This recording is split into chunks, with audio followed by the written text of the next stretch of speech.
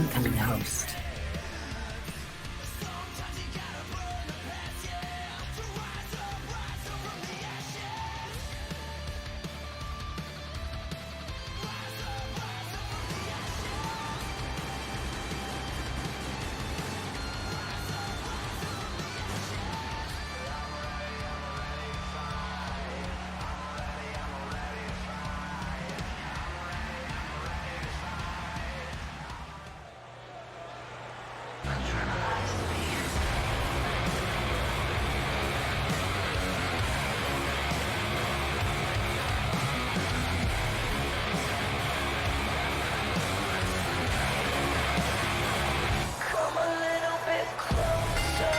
The following contest is a 3-on-3 brawl.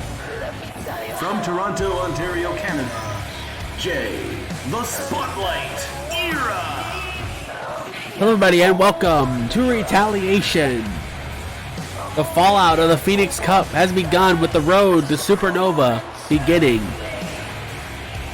I, of course, am commentator Josh. With me, as always, commentator Cody. Hello everybody. As we kick things off tonight with a six-man tag, six-man brawl, whatever you want to call it.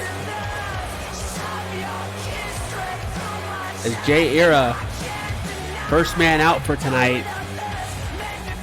If you like tag team matches, you're going to like tonight, playa.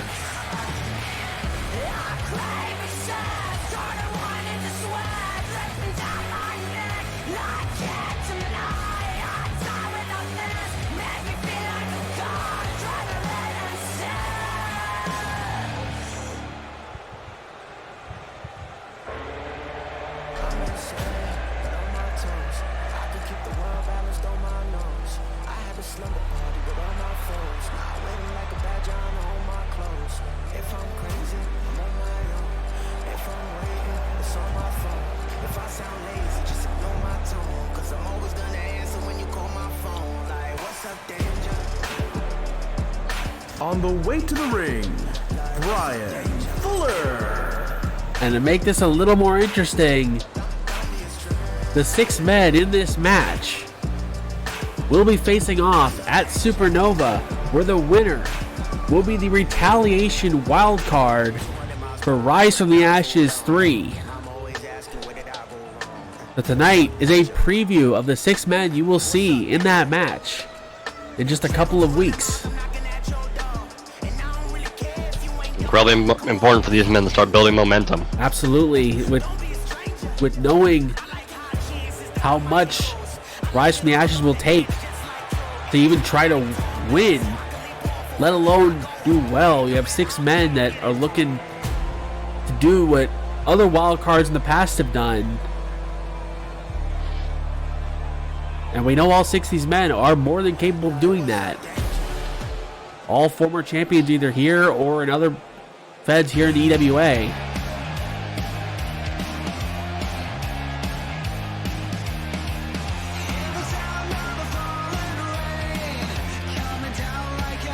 On the way to the ring, from Seattle, Washington, the Punk Kid, Jimmy Kane.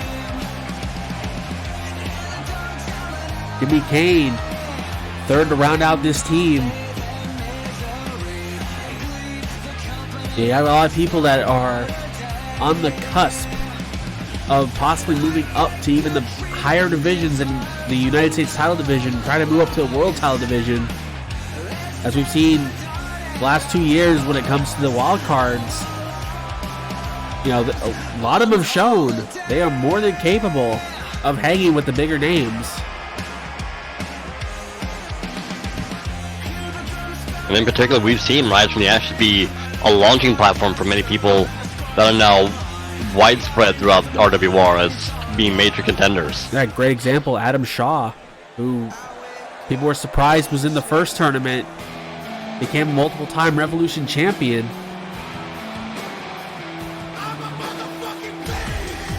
Representing Fitzwell Fighting Systems, Andre Evan Baker. Speaking of former champions, former television champion Andre Baker. Again, you talk about somebody with incredible raw talent. Absolutely. In fact, all three on this second team, all three members part of Fitzwell Fighting System, so these three will have a cohesion. In fact, two are tag team partners on top of that.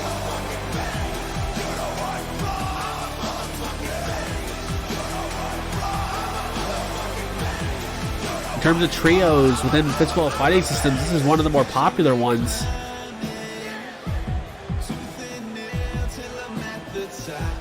And a lot of it is just what all three of these men have done since RWR started.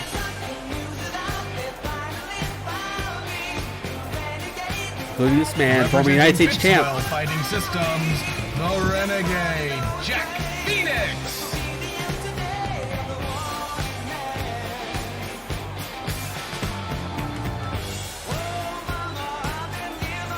And tonight we've got a packed show for here on the Purple Brand. As our main event tonight, we will see new board of directors Justin Sane and Razor Sharp take on Jarek Vanders and our World Heavyweight Champion Donovan Payne. It's a star-studded main event tonight. Quite literally a battle for retaliation. Absolutely, considering some of the things we've been hearing over the last week since the Phoenix Cup. As we get the final man for this match.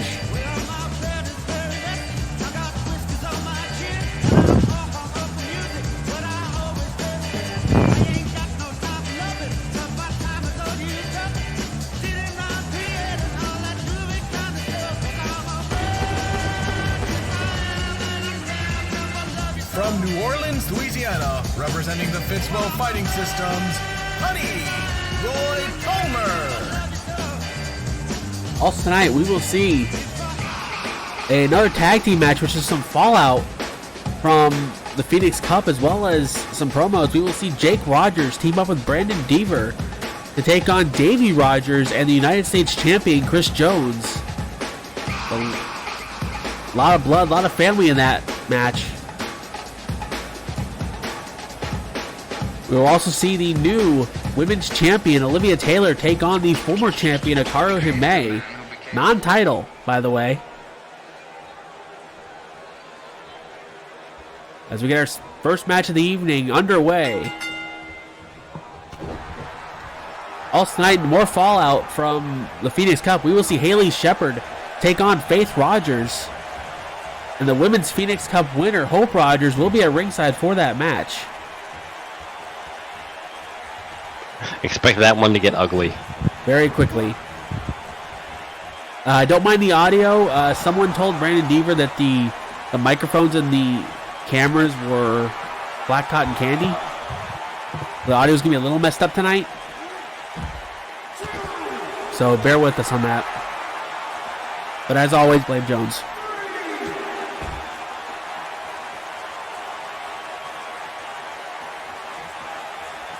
And in our other match for the night, we have 6 matches for you tonight, by the way. We will see Norns, who was unable to become world champion at the Phoenix Cup.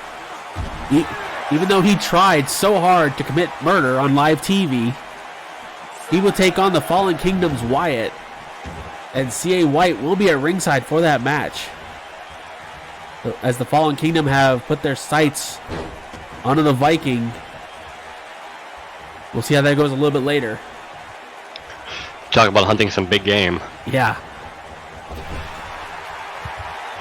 As Jimmy Kane tagged in. Double team between Kane and Era. Out the outside. Ooh, nice double team. Into Northern Lights by Kane. What they're going to need to do against this team. Yeah, like I said, Fitzwell Fighting Systems have a very good cohesion, being part of all 3 members being part of the same group. Kane, Era, and Fuller. I believe we've seen Era and Kane team up in the past here at RWR in their debut, but other than that,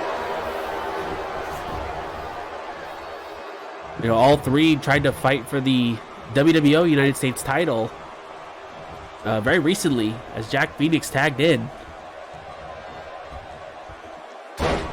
He drops the elbow on Kane. And conversely, all three have challenged for the RWR United States title as well. Yeah, absolutely. And all three of them unable to claim the title. As we saw Era put up quite the fight against Chris Jones on Saturday, but was unable to claim that title. Jones, of course, just too damn big, too damn strong with the elbows.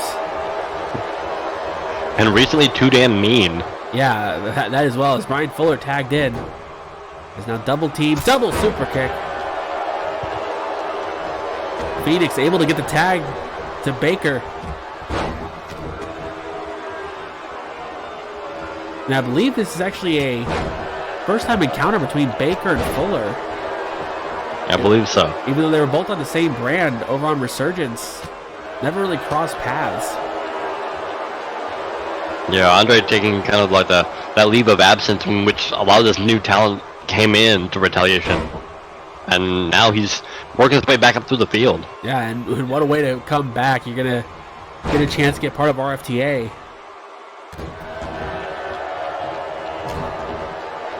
The only thing that I've been told about what the match will be at Supernova is expect a ladder to get involved. Or 2 or 6. As Fuller on the apron, not a coward. Yeah, I think a guy like Fuller is probably excited to hear that. Yeah, he gets to fly around. Speaking of, Phoenix Splash.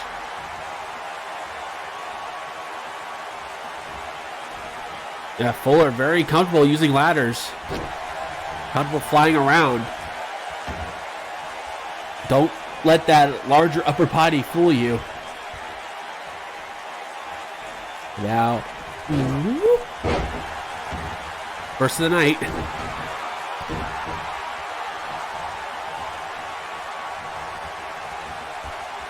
Now double knees right in the midsection, and now standing moonsault double knees. As Fuller up and over. Oh, Hurricane Rana. Oh, Baker, that's not where you want to be. 3-2-1 by Fuller. Still not a coward. Yeah, still not a coward.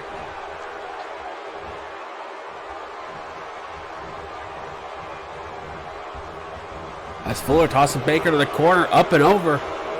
Lands on the apron. It comes back in. Baker catching him coming, but Fuller was able to counter. Up and around, reverse DDT.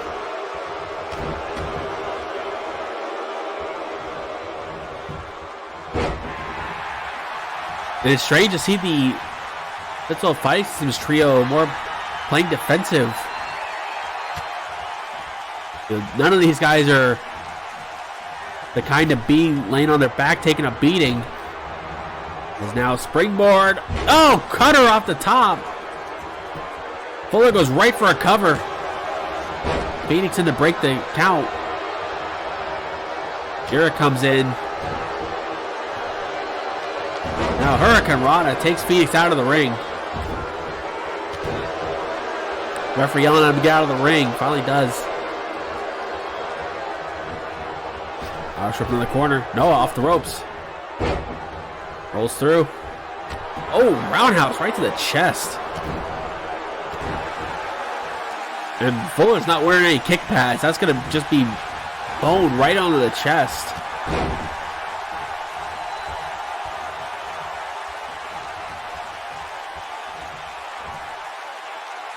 Baker trying to come back. See Palmer on the apron cheering him on, trying to get him to come make a tag. And he finally does. As Leroy Palmer makes the tag in.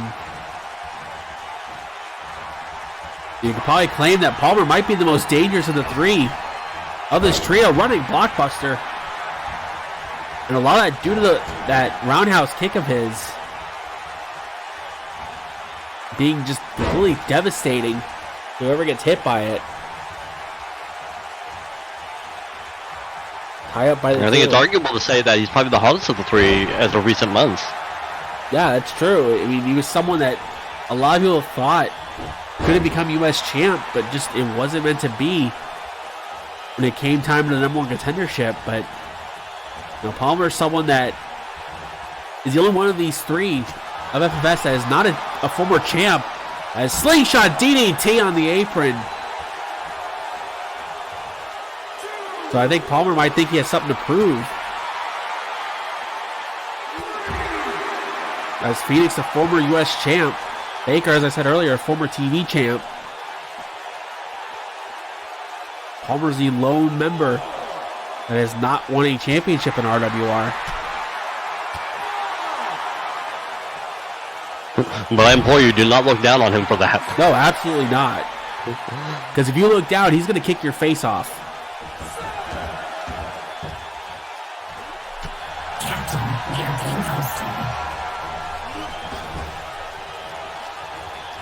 Thank you, Don, Max, and Gil for the hosts. By the way, I forgot to mention that.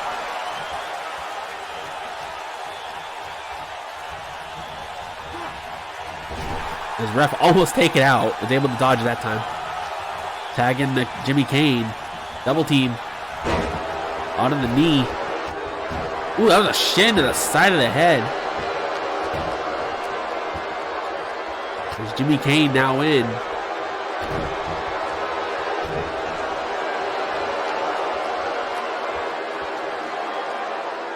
As those of you just joining, we are only on our opening match of the night. We got 2 whole shows to go through. A lot of fallout from the Phoenix Cup last Saturday. A lot of surprises on both shows because of that, in terms of both Phoenix Cup winners and, well, how one of them won it. But we'll get to that a little bit later. As Palmer has the head control. Goes Kane to the corner. Go up middle rope. Tornado DDT.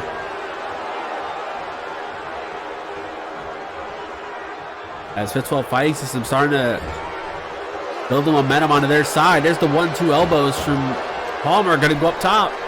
Going to look moonsault. No, lands on his feet. Standing moonsault instead. Going to cover. Is Kane able to kick out?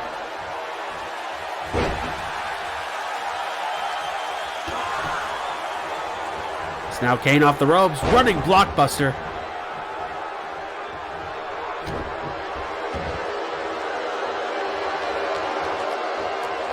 Now basement dropkick. Just try to get it off quick to keep Palmer from getting up. Yeah, and one thing we have to remember about this unaffiliated trio is how incredibly durable that each men have proven to be, especially in their battles against Chris Jones. Yeah, and you got to be pretty durable to take a fight from Jones. Is Kane got Palmer, Nova Kane, gonna drag him. Yeah, but he's got to drag him away from the corner. Yeah, he's dragging him into his own corner. Gonna cover, legs up too. No. Took too much time. Immediately tags in Fuller. As Fuller was thinking about a cutter. Off the ropes. Oh, went for the mushroom stomp. Palmer thankfully got out of the way of that. Now fisherman suplex by Palmer. No bridge though. Very nice. Uh-oh. Fuller, you're not going to want to stay standing. Oh, got caught. Went for the roundhouse, got a dragon screw instead. Is now Fuller. Hurricane Rana. Not in a good spot. 3-2-1 again from Fuller. Still not a coward.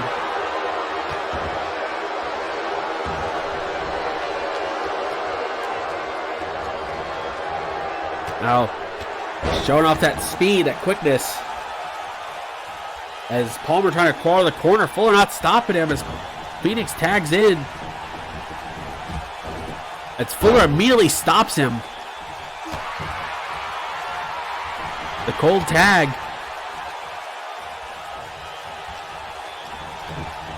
Went for the soul, but whoa, Phoenix went for a forearm.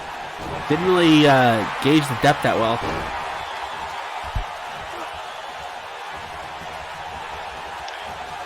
And Phoenix probably the most interesting out of this entire 6, as he's probably the most ground-based of the 6. God, Kane with a reverse run on the floor.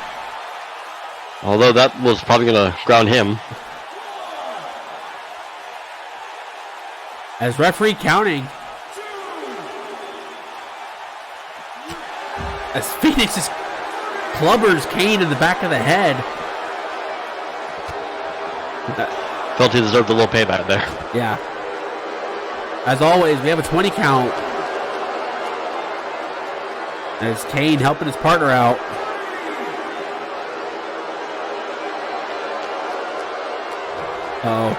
Oh, double team on the floor. Kane with an enziguri. That was a lot less of what I expected. Referee still counting, but oh boy.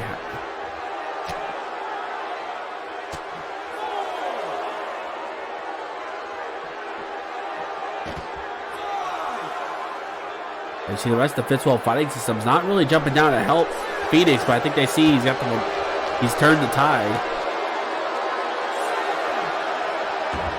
So we get in the ring, safest place to be right now. And what's dangerous is that you on the floor, you could take somebody out, and they might not even make it to the match at Supernova. That's very true. I mean, if you were able to take this down to 5 men, it makes your chances go up a lot more.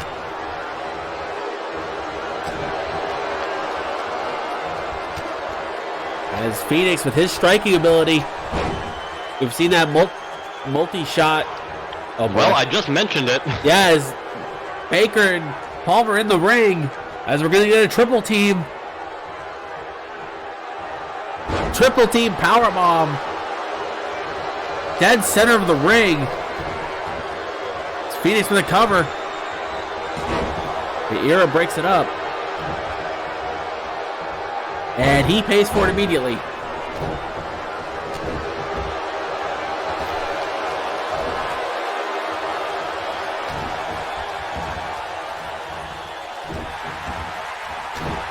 As Phoenix just stomping away on Fuller.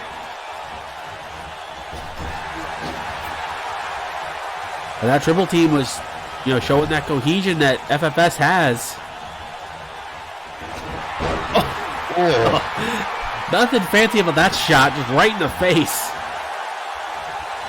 Simple but effective. Yep. Sometimes that's all you gotta do. Phoenix was looking for a submission, but was in the ropes. Okay, remember, because this is a 6-man tag, submissions are legal.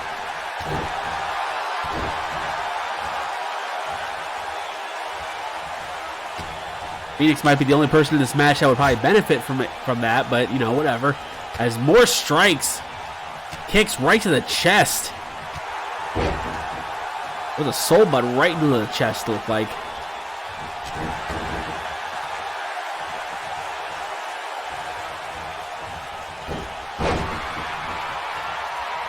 Fuller trying to keep the offense going. Oh.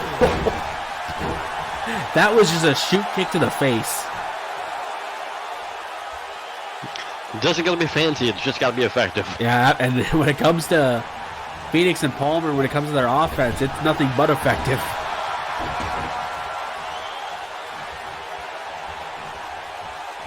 It's now Phoenix. Oh, he's gonna grab out of the belt. Pile driver. Using the belt and the tights for some leverage. And now, oh God, Dr. Bomb.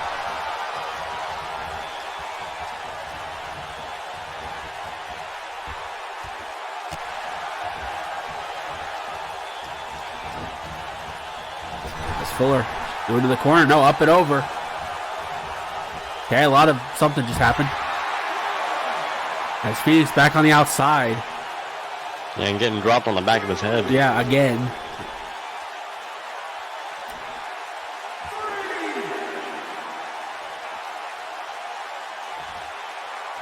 Kane just getting some cardio.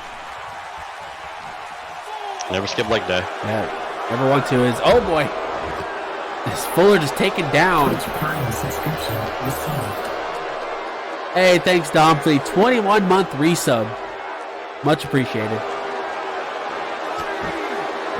As Fuller takes out Phoenix of enziguri right in the face.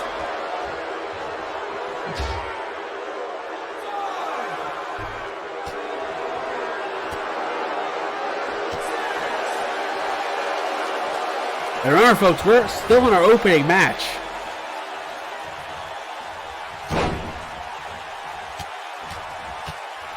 Fuller just beat in the back.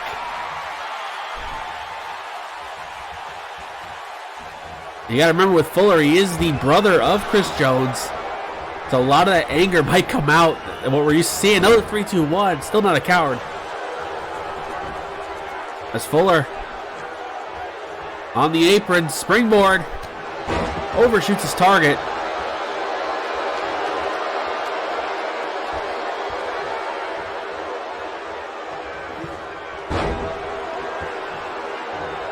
Call that an ass bomb, but that usually has to connect with something. As now, Phoenix sent to the floor. Oh God, in our opening match. Off the ropes. Oh God, Fuller clears the top rope with a dive. It's 36 minutes, I'm not that surprised. Oh, spinning cutter on the floor.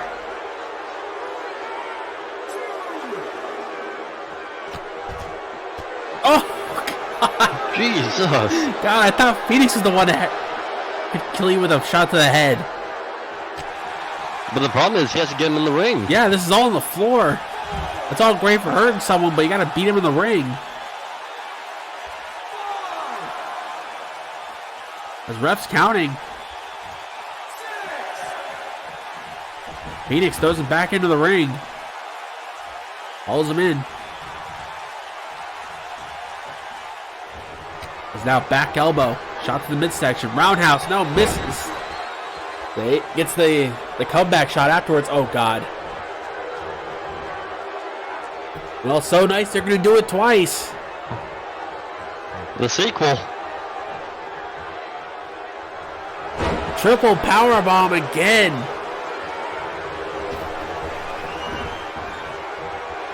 A cover, got the leg hook. No one getting in the ring to help Fuller, who still kicks out. Eric got in at the last moment. All right, parting shot. Too late. Okay, parting shot. I guess that was the makeup for it. Oh, Phoenix tried to get him again, still didn't work. But this taunting from Era is allowing Fuller to get back to his feet. Yeah, it's that much needed rest. That's something that's always works as a teammate.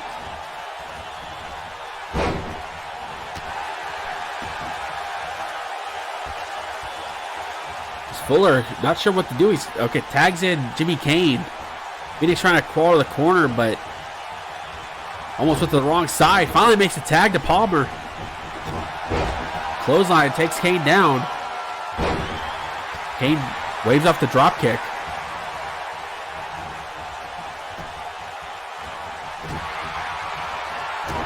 And Palmer gonna still do it. Oh, I didn't even notice. Palmer has actually been busted open. I didn't even see when that happened. Kane with a double stomp to the midsection, kick to the chest to follow it up.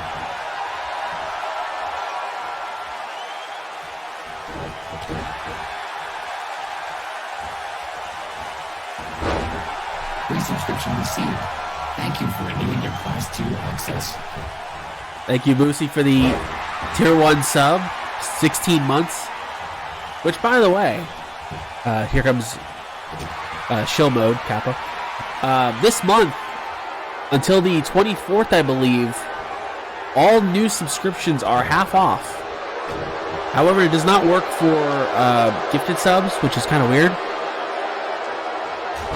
But if you are a new sub, or if your sub ran out, and you wish to sub again, it is half off. It's $2.50. Fun thing about that is that as the streamer, hang on, up to the top, moves off the top. As the streamer, I'll still get the same amount I usually do, covered by Palmer, only at 2. Just like if you use the special cheer mode from our friends at Subway. I know Max is going to hate me for saying that, or whatever. As, hang on, Kane off the ropes, running blockbuster.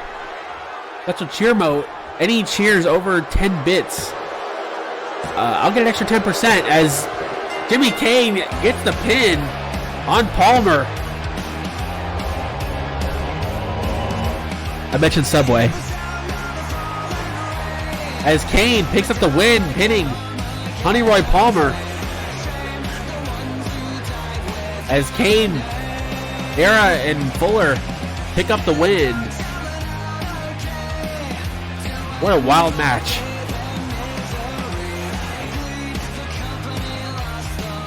And guess what, folks? That was only the opener. We're sorry. Yeah. This is why I love having my my mic a lot closer. I can do stuff like that. As that was just our opening match for tonight. But we're not done with tag matches, not by a long shot. Yeah, it's bigger than big. It's huge. As, oh God. Oh God, I can't see. Oh, not this again.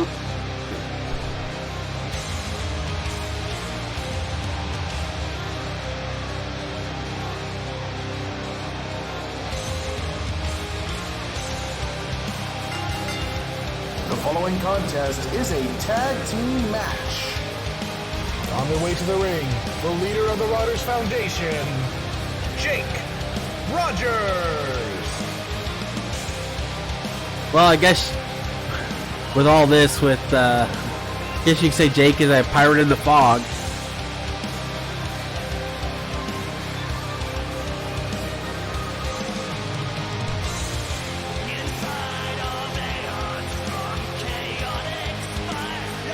With the Ghost Pirate King set for action.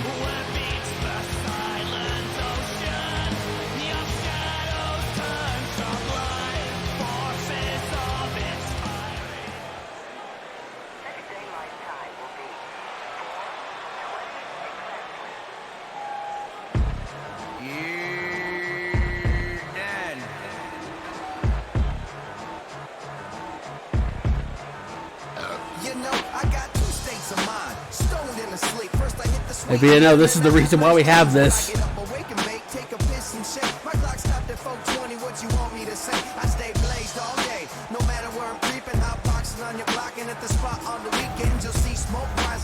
Coming down the aisle, Brandon Deaver.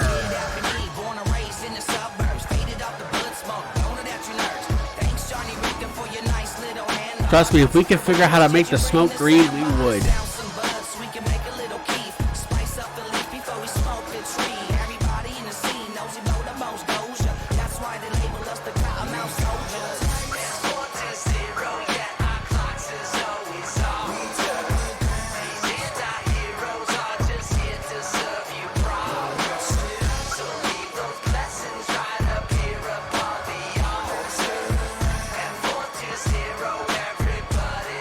As part of this match's fallout from the Phoenix Cup, as we saw with, well, really something we didn't think we'd see in RWR, Jake Rogers was coming out to the ring during the event to make some kind of an announcement.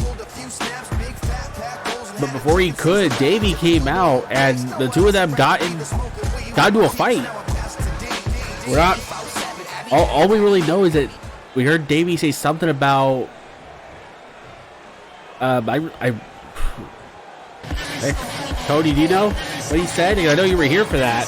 I couldn't really make it out considering how far away they were. Making his way to the ring, the United States Champion, the final boss, Chris Jones. It was also announced shortly after Phoenix Cup, went off the air. We had heard that apparently at Supernova, Brandon Deaver will take on Chris Jones for the United States Championship, which is the reason for the other two being in this match. Even though for him, it might be like a very odd family reunion. Yeah, because obviously Jones, at one point, all right, who touched something in the back? Of course, it happens to be when Jones is out here. So for once, we can't blame him. But we're still gonna. As the U.S. champ in the ring.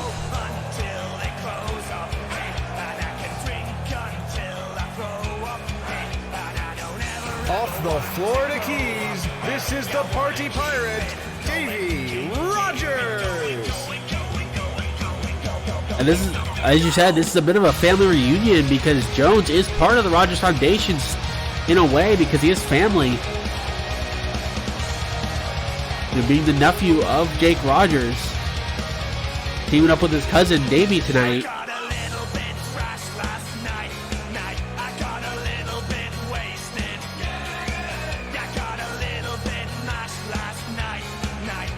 But we still have... In an odd way, they're both men who are kind of at odds with the Rogers at this point. Yeah, because of the fact that, you know, when Jones came to Retaliation, it was in the trade that sent Max Silverstein to Resurgence. And he immediately aligned himself with Razor Sharp.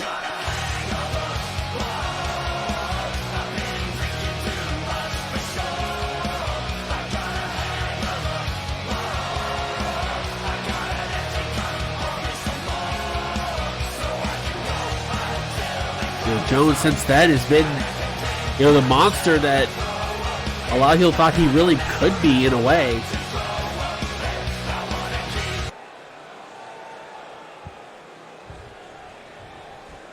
As this is, how's this for an opening for the match? Yeah. And here we go. As we get Jake Rogers and Chris Jones starting things off. Does anybody have a periscope, though? Or maybe an industrial-sized fan? Yeah. I would say for a map, but we don't need to yell map.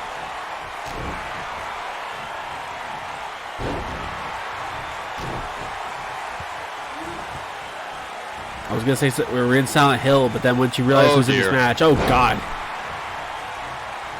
And that's his uncle, by the way. Yeah, these two are family. Let's not forget that.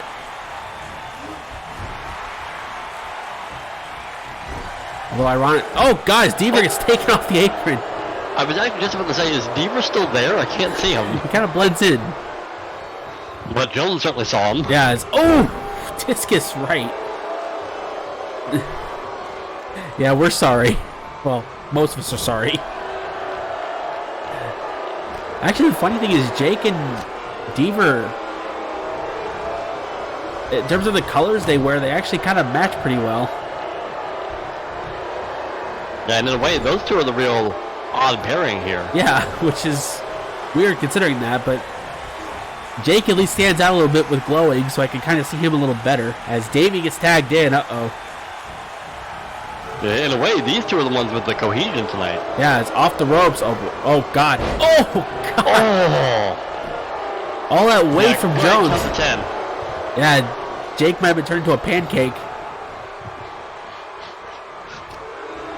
Yeah, Deaver may well just let the count happen. That would have been the safest thing for that. As we get father and son in the ring. Yeah, this is the other thing. We had heard that Jake wasn't 100% at the Phoenix Cup. He had been dealing with some kind of injury. As you saw, Jake was going to go for a tag, decided against it.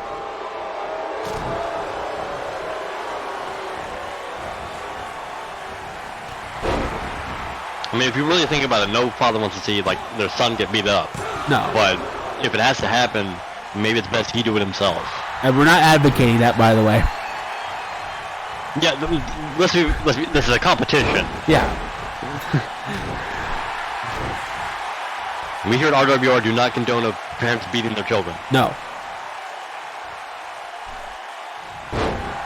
Or in this case, of their children beating their parents. Yeah. Either or. As Davey with Jake on his shoulders drops him on the top rope.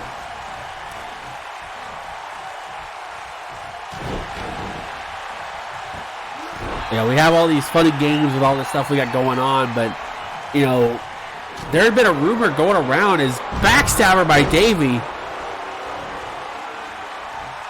You know, there had been a rumor going on for a couple of weeks about Jake, and after the Phoenix Cup, people were thinking that maybe that he might have been announcing his retirement. There have been some rumors going around that the injury was a lot more severe than he's letting on, but if you think about it, he's one of the longest tenured wrestlers in RWR. yeah. As we get a Pirate Rooney. He's still got the dance moves. Yeah. You know, and add the fact that, you know, Jake also a trainer at the Rogers School.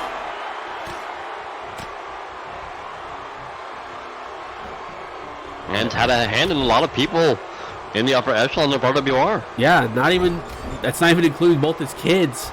But, you know, a lot of other people in both shows and even in other feds have gone to the Rogers School.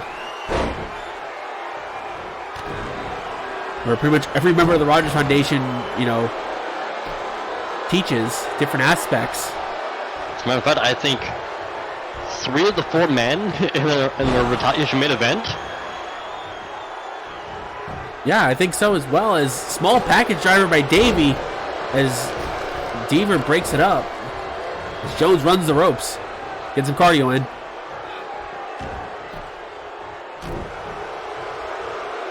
Yeah, he's not just all size. Jones works out. And that's the scary thing, is that Jones isn't just size. Yeah, especially in recent months, he's been much more than that. Yeah, as both men tagging Chris, and double super kick. Oh, they lost him in the fog though. Yeah, as Deaver makes the tag.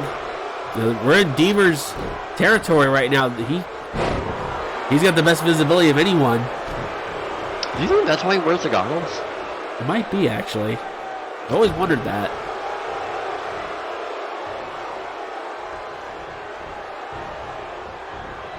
It's been in the corner. Jones misses a splash going in.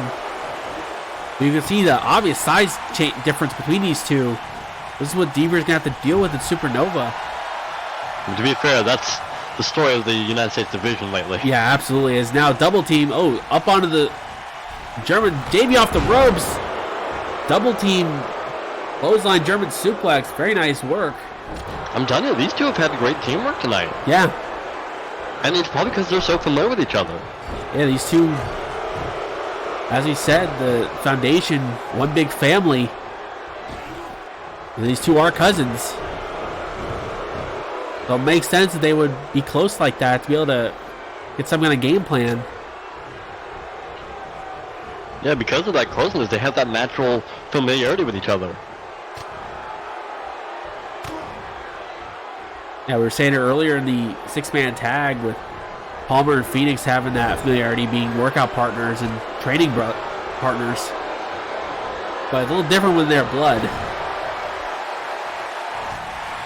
And then also countering the factor that there's been a renewed rise in Davey Rogers. Yeah. A lot of people kind of look at him as like the weak link of the family, but in past months, he's done very well for himself. And that was not the kind of high that Deaver wants. Double back body drop.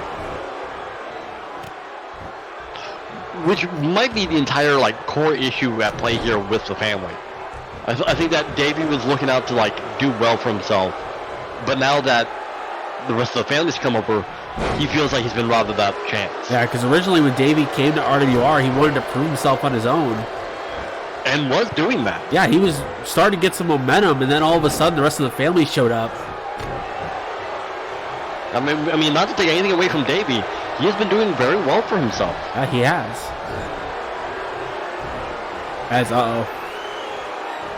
Rip my voice. And bounce!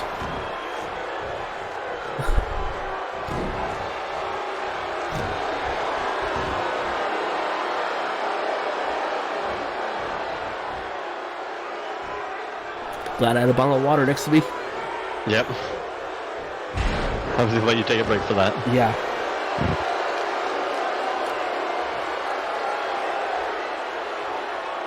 This is what happens when I watch too much old TNA. I start doing that. Oh, wait, kayfabe. Jones Oh, he's going to hit him hard enough to sober him. KTFO. That's how he retained his championship. Yeah, cover as Jake breaks it up.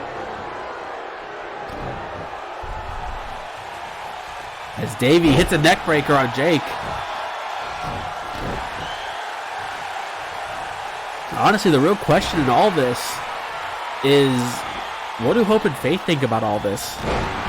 Oh, God! Combo kick to Deaver. As Deaver got busted open. And again, Jones handling 2 men at once. With ease. That's the thing we had talked about before. Is that, Razor brought something out in Jones that we had never really seen. Jones is always like the guy that was always willing to do jokes. Have fun. Yeah, have some fun, but it's kind of like what we saw with Justin Sane, is that the seriousness is now the only thing that he has. Yeah, and the problem in regards to Jones is that Razor doesn't have control of that anymore. Yeah, what happens when you uncage a bear? You're seeing it. Yeah, quite literally, the bear is loose.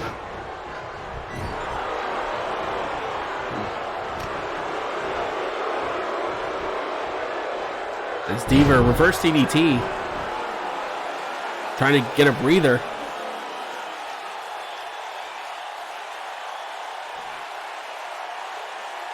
It's hard to see, but Jake on the apron is just like worn out from all this so far.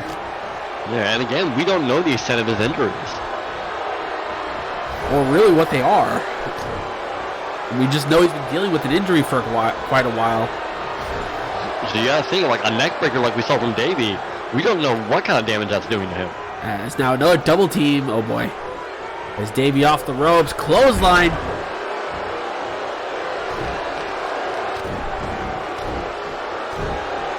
Yeah, we've seen with Jones, ever since this transformation, he's had a renewed purpose. It wasn't to just be the second guy in a tag team. It wasn't to be happy-go-lucky. It was to knock people out. And with Davey, he hasn't really been a whole lot different in this match. He definitely seems been focused. Another backstabber. Yeah, imagine Davey like taking a turn like Jones has. Yeah, we've seen what it's done to Jones. Someone like Davey, who is all about having fun as well, playing around. Yeah, what happens when party time's over? We almost found out. It's Deaver able to kick out.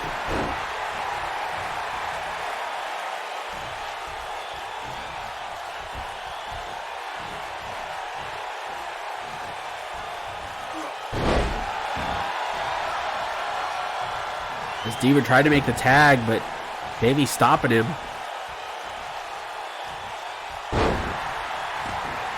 Yeah, like I said, we already know we're going to see Deaver and Jones for the U.S. title. People are assuming at this point now we're going to see Davey and Jake at Supernova as well, as small package driver. Got the leg hooked. As ref takes a spill, take a drink.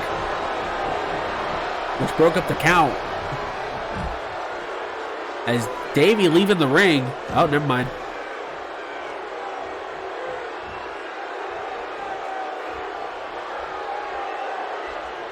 Now Irish Whip is Deaver sent out of the ring.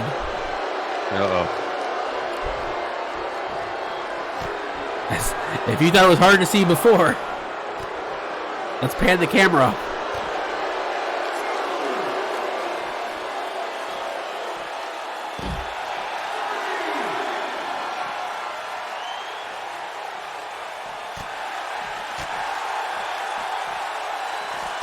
That's what happens when we let people hotbox in the arena.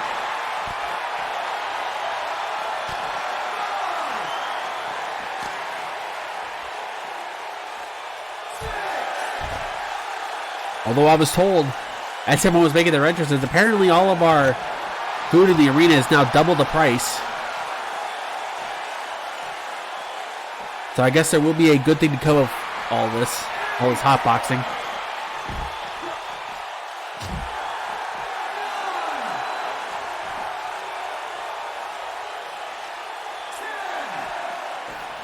As we get up to a 10 count.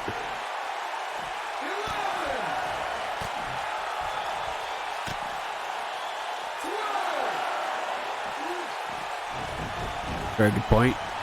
As both men back in, is Deaver making the tag. Oh, went for the uppercut. Not enough distance. Yeah, it was going to be one thing, but his target was facing the other way. Yeah, running DVD. Now you see the blood all over Davy's hands.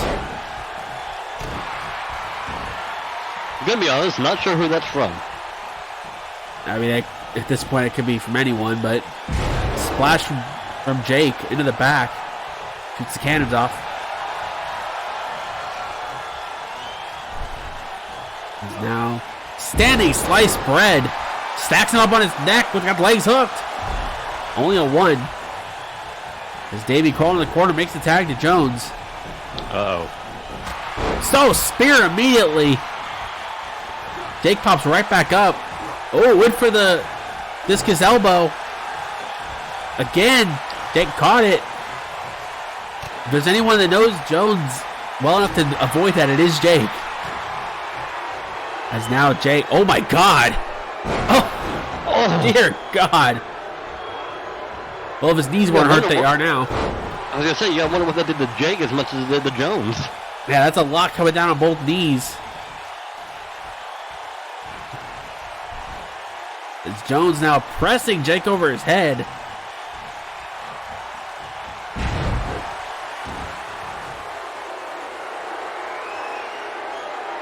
Is Joe just taking his time?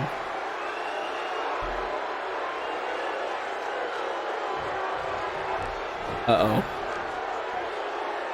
This one might be a little hard to avoid. Shot to the stomach, shot to the head. KTFO. Got to cover. As Deaver just barely breaks it up.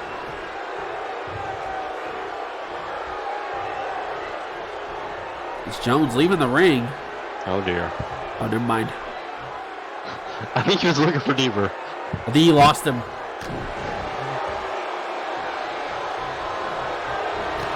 It's not Jones clothesline. There's a second. Oh, third. Jake in the corner. Deaver makes a tag. I don't think Jones saw it. Yeah, that was actually very smart by Deaver to make the tag. Because Jake was going to go for the pounce. So that was actually very smart by Deaver. That, however, was not.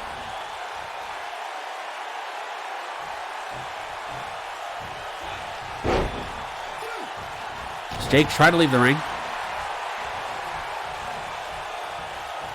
Well, he does.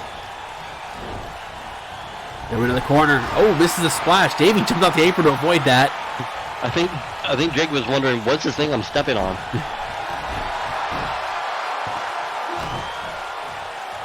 It's now Joe trying to get a reprieve. Slingshot, leg drop.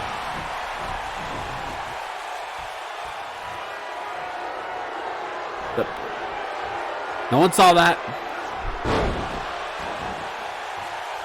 As Deaver drops Jones down. Now cover, everyone in. As Jones able to kick out as Jake takes out Davey.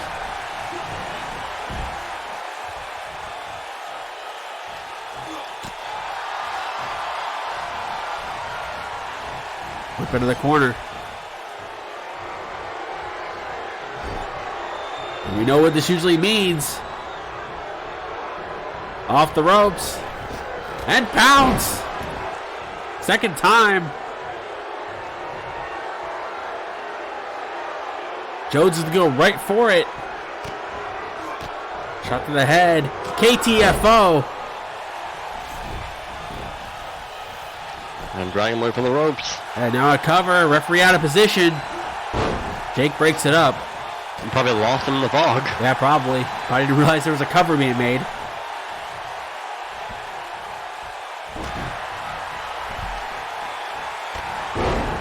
Deaver with a drop kick. See Davey on the floor, still trying to recover.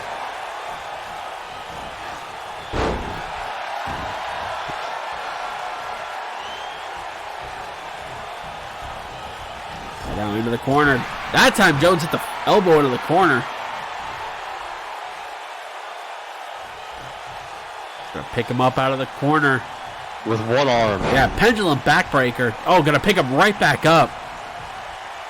Another one. Oh boy. Big boy senton connects. All that weight of Joe just all in the midsection, all in the chest.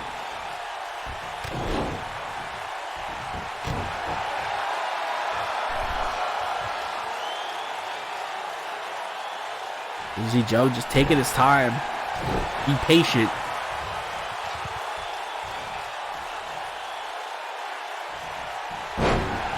Which is not something you would have heard a year ago. Or 6 months ago even.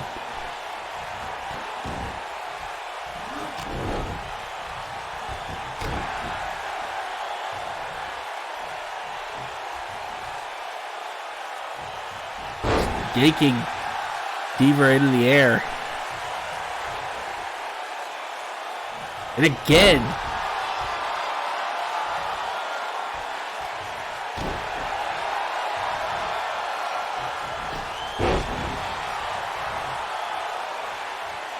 Deaver looking to make the tag. It makes it.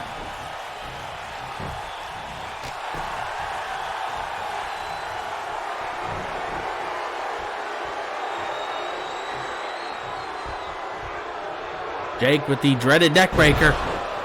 Because subs are off. And a cover. 2. And he got him.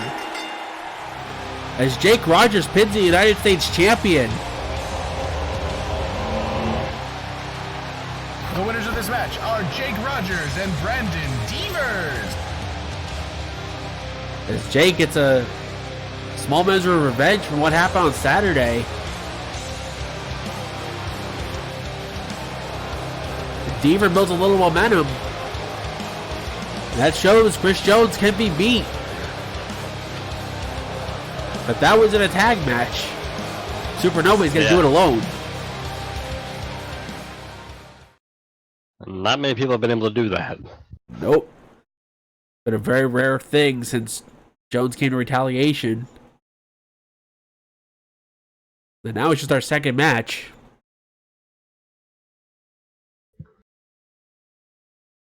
As we'll be moving on to women's action. Non-title rematch from the Phoenix Cup.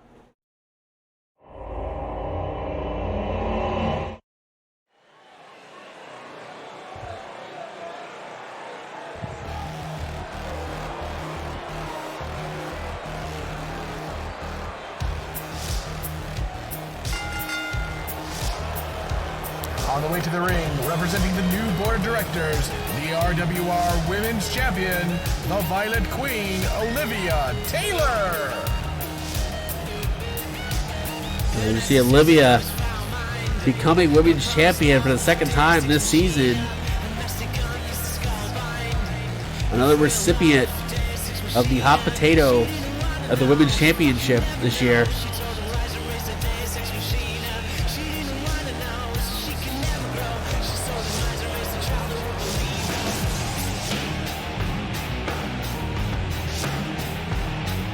She's got to take on the woman she beat for that championship. Representing Kimiko Gun, Akaru Hime.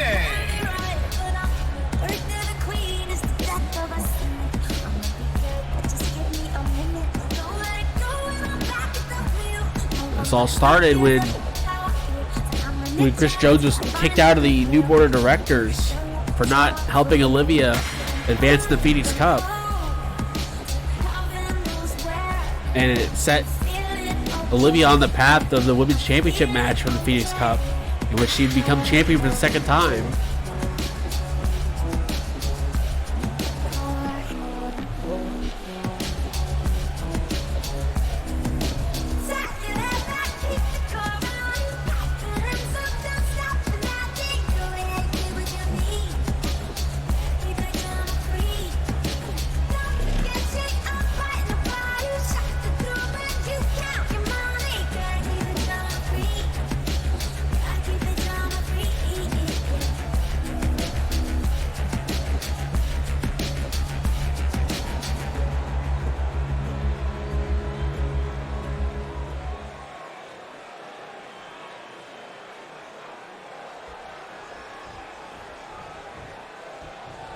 There's the bell. Here we go. As Olivia charges immediately. Yeah, I mentioned this at the pay-per-view. Olivia may not have necessarily earned her title shot, but she earned the win. Yeah, sometimes it doesn't matter how you get it done, as long as you can get it done. People don't usually remember the journey, they remember the ending. And the ending was Olivia became women's champion again. Which I think was the only part that she cared about. It really was the only part that Razor cared about as well. Because he was able to put her in the match.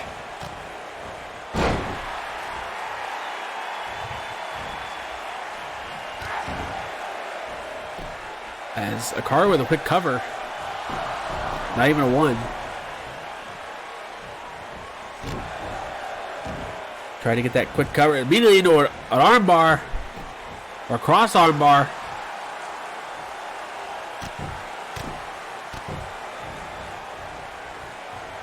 And Hikaru spent a little time in Kimiko Goon, which definitely helped her with her submission work, as it has with all the members of Kimiko Goon. And very nice strike combination by Hikaru. What's up, Blade?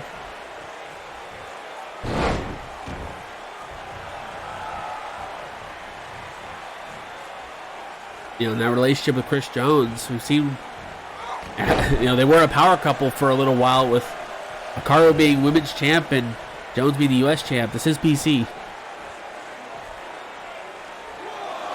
Olivia might want to get it together on the floor there. As Hikaru charged right at her, rams her into the barricade.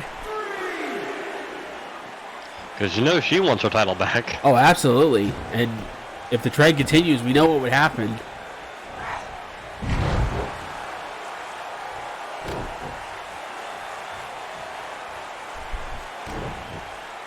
And before you ask, Blade, this is not a online or universe fed. Before you ask.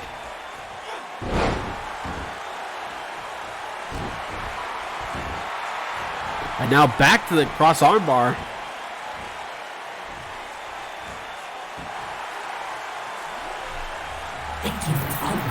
Thank you for the follow.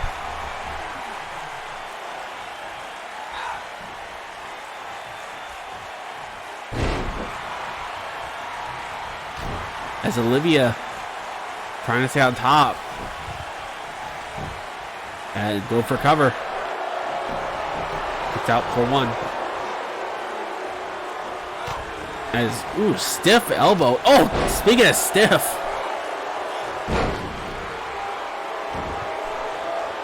As Hikaru just shrugged off that shot to the face.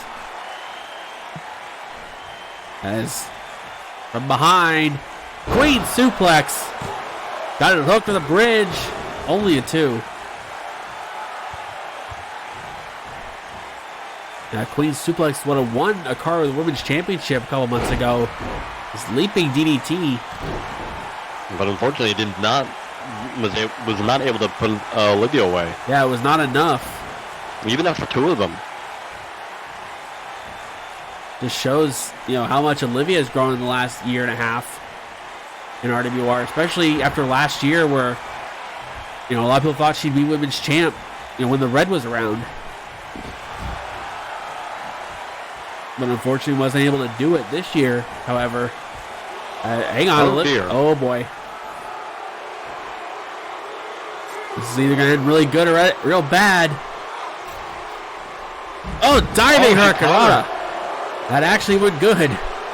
I was going to say, she took some risk at the pay-per-view and they paid off. Yeah, Olivia, you know, she's been willing to take more chances to get that women's championship back.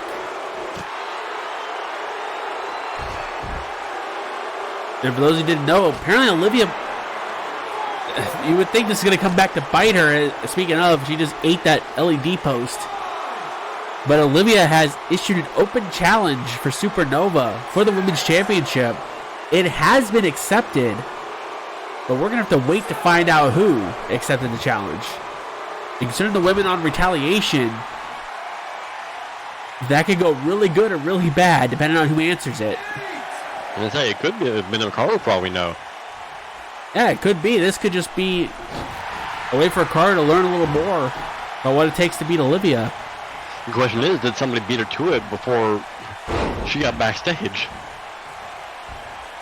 Very possible. We won't. Obviously, we'll find out in a couple of weeks. Because if there's one thing we know, there are a ton of incredibly talented women on Retaliation. Absolutely. As Akaru in the corner, this is something else we saw her do at the Phoenix Cup. Gonna creep up on her. And here comes the windup. Oh, right in the side of the head. You can hear it through the arena. Yeah, that reverberated through the whole arena as now Queen Suplex follows it up. Only a 2 count. Yeah, and also cannonball off the bottom rope. Yeah, there's also something else to keep in mind with Hope Rogers winning the Women's Phoenix Cup. She can choose whatever match she wants at Supernova. Yeah, as a matter of fact, she's the one winner who hasn't decided what she wants to do yet. Yeah, we already heard for Resurgence with Gil Thunderstrike that he's going to challenge DJ Kraft for the Revolution Championship. We'll get to that. Yeah, that's a hell of a match right there. And we'll get to that a little bit later on Resurgence. As Akaru go after the arm. She's been sticking to the arm, it looks like, for a lot of this match. But again, it was something that didn't work during the pay-per-view match. She's going back to what she knows best, but what she knows didn't win. Sometimes you got to pull out something new to pull off victories. We've seen that in the past from a lot of different people. Olivia with the cover. Only a 1 count. I was going to say, regardless of how you feel about Olivia, she endured a lot of punishment and was still able to come back and win the match straight up. You know, how she got the match might not have been straight, but she won in a clean one-on-one match. Yeah. As Olivia now, we see the multiple suplexes, going to grab the leg. Fisherman suplex. Whoa, with a bridge. Only a 2. Hey, what's up, Blake? Glad you're able to pop in.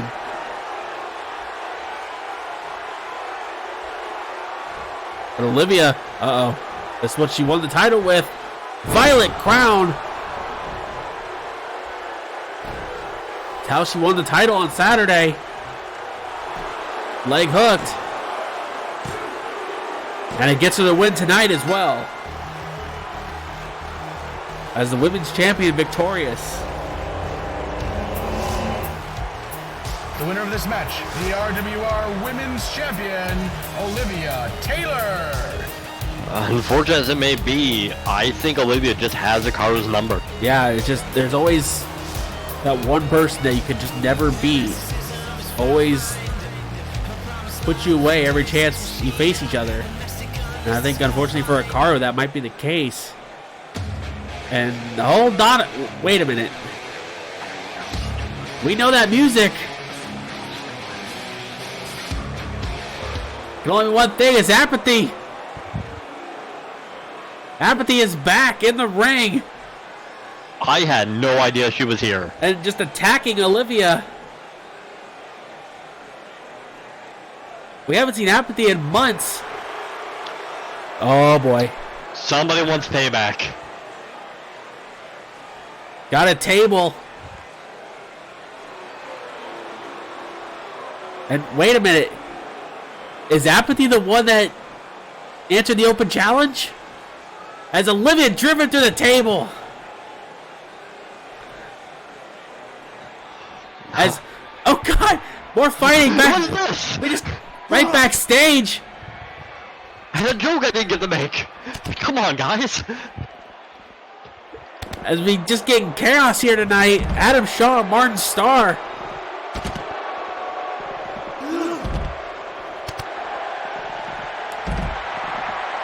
Just chaos here on Retaliation tonight. And what is this about? Yeah, what the hell is this about? Like, what is this coming from?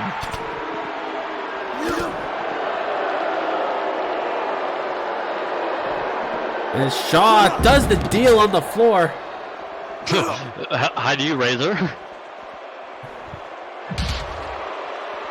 I mean, I get it. Martin Starr isn't one to make friends as of recent years. Yeah, ever since his attitude changed, we've seen a different side of Martin. And conversely, we've seen Adam Shaw take it to people who he feels have sinned, especially with Razor Sharp. I suppose it's only a matter of time before these two took a look at each other.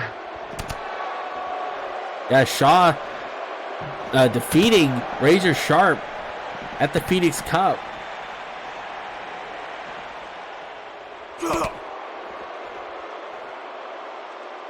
Don't mind Damian Longoria in the back getting an interview. A Shaw neckbreaker. There's a lot to that digest in what we've just been seeing. Yeah, like the past 5 minutes. Yeah, it's just been absolutely crazy. These two didn't want to wait for anything. But the other news, Apathy is back. Took some time off from an injury. Yeah, and that's the big thing I have to ask is, like, how much has she recovered? Yeah, but here's the other thing. The person that gave her the injury was Olivia. And Olivia's women's champ. Everything's starting to come together, it looks like. Yeah, and was foolish enough to issue an open challenge. Yeah, there's a reason you don't issue open challenges. Because it's going to backfire. But yeah, my big question is, what kind of state is Apathy in? She's up and moving around, which is great to see. But is she really ready for in-ring competition? Well, if that's the case, she's got a couple weeks to make sure she's ready. If what it looks like is that she's the one answering the open challenge, she's got a couple weeks to make sure she's 100%, or at least close enough to it. If we go from that to immediately a brawl in the backstage area. Would you have thought it'd be the two of them coming back here? Yeah.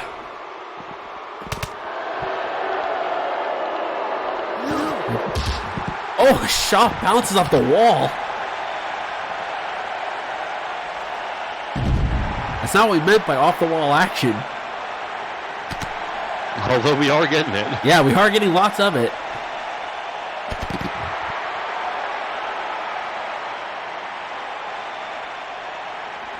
Now, a lot of people have said these two are basically locks for RFTA 3. As it was because of the first Rise from the Ashes when RWR started that put Adam Shaw in the main event picture. Yeah, and Martin Starr was actually a candidate to possibly win at the end of his block. Yeah, oh, what? God. Martin's face off the floor. As, do we finally get a minute to breathe? My God. Regardless, we might as well take it. Yeah, if we only get it for a minute, we might as well take it. Had been hearing that apparently Razor's backstage throwing things in his office about pretty much everything.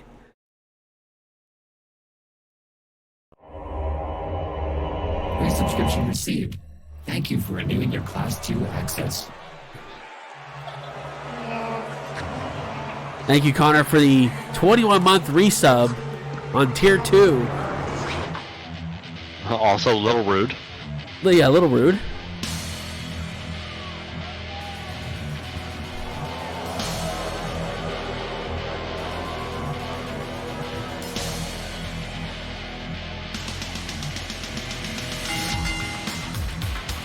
Ladies and gentlemen, this match is scheduled for one fall. Accompanied to the ring by C.A. White, representing the Fallen Kingdom, Wyatt. Don't worry, Connor, we can start the show now. As you see Wyatt set for action. You want to see a couple big boys? You're about to see some. Because he's got a very big test in front of him.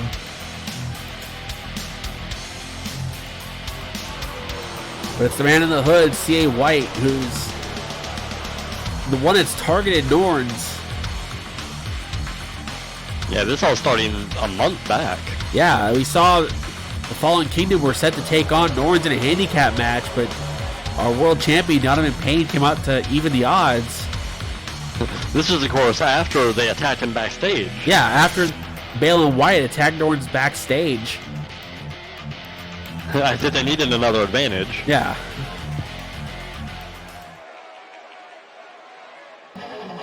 They gotta wonder what's the mindset of this man after coming so close to becoming world champion. Down to the ring, the Viking Warlord, Norns. Came so close to becoming RWR World Heavyweight Champion.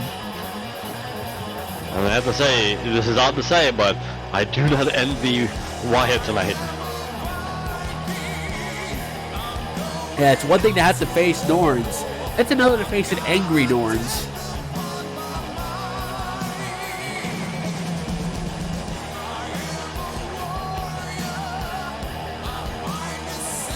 I just said, do not envy Wyatt in this match, but if there's anyone that's just as big as Norns, it will be Wyatt. At least when it comes to the Fallen Kingdom.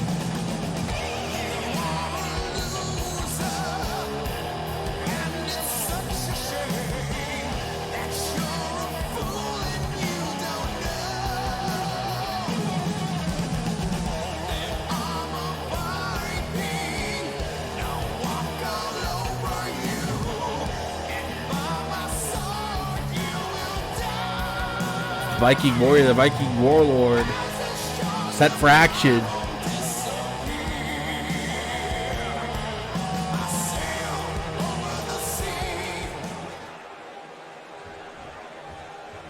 Probably one of the last people in the entire company you want to make angry, but here we go. Considering the Fallen Kingdom had a reason to make him angry. Not just the fact he lost the world title match, but also he's got a sport to settle.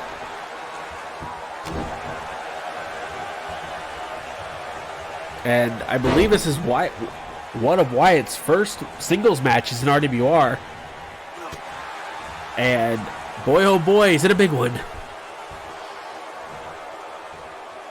Now up on the shoulders.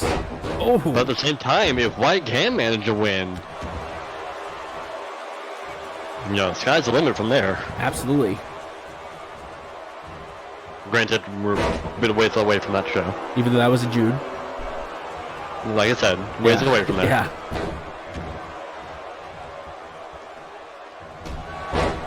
But the key to this match could be C.A. White on the outside. You know, Norns and White, you know, have a history in the, not just in RWR, but long time ago in the dungeon, these two faced off and had a bit of a war there.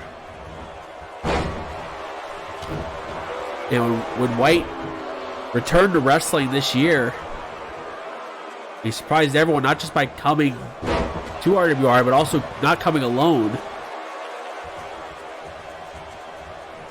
The rest of the Fallen Kingdom have had a bit of a issue with the exception,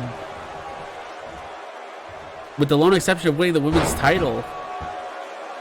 You know, the Fallen Kingdom having a hard time winning championships in RWR. You would think with two guys the size of Bale and Wyatt, they would have had a lot easier time becoming tag champs, but this shows sizes and everything. Yeah, if I recall, C.A. White didn't have that great a showing in the Rise from the Ashes 2.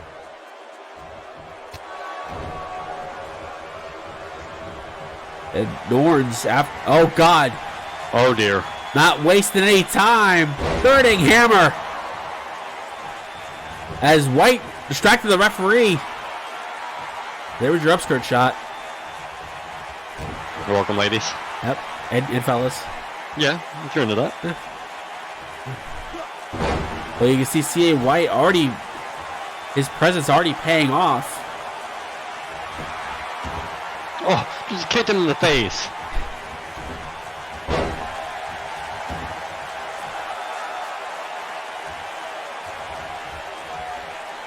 But again, you have to remember, Norns is coming off a war with Donovan Payne. Oh yeah, the two of them just had a knockdown, drag-out fight that Dono was able to survive. Survive is probably the best term for that.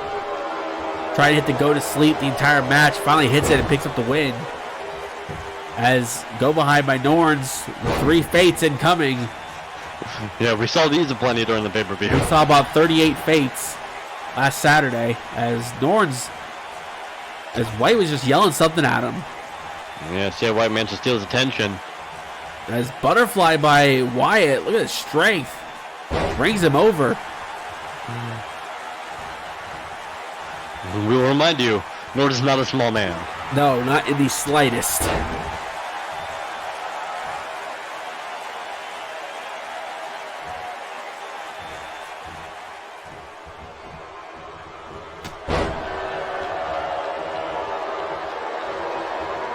Let's see, we are on our 4th match. feels like a bunch more just because of the chaos we've seen tonight. Yeah, a lot of action so far tonight.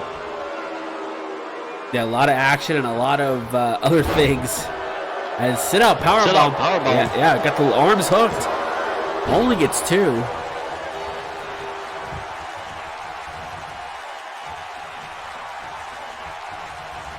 But again, that just shows the size and strength of both these men. Yeah, and it just shows also with someone like Norns, even with his size, very resilient.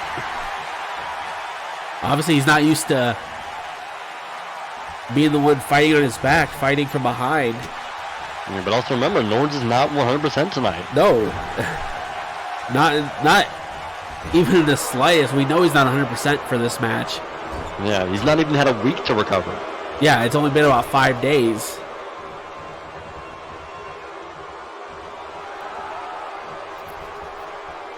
As Norns put the tree of Joey Lawrence, knee right into the midsection by Wyatt.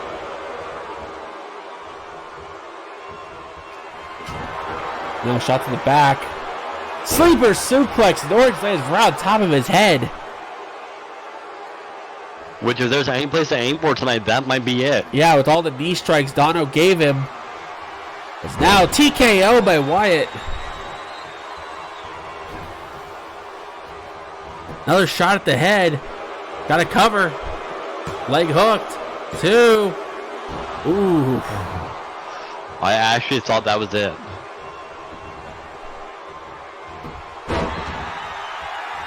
Hear the crowd firmly behind Norns in this one. As, here it comes, number 2.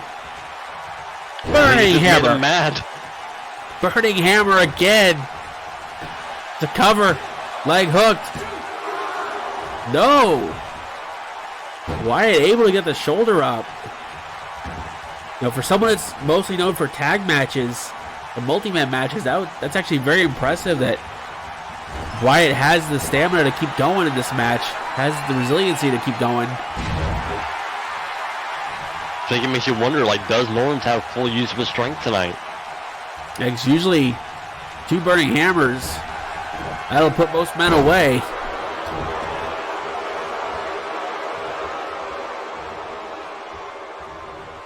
Now Irish whip into the heart of the corner. Now catches him. Oh, God. Big slam. That's true. You're not most men.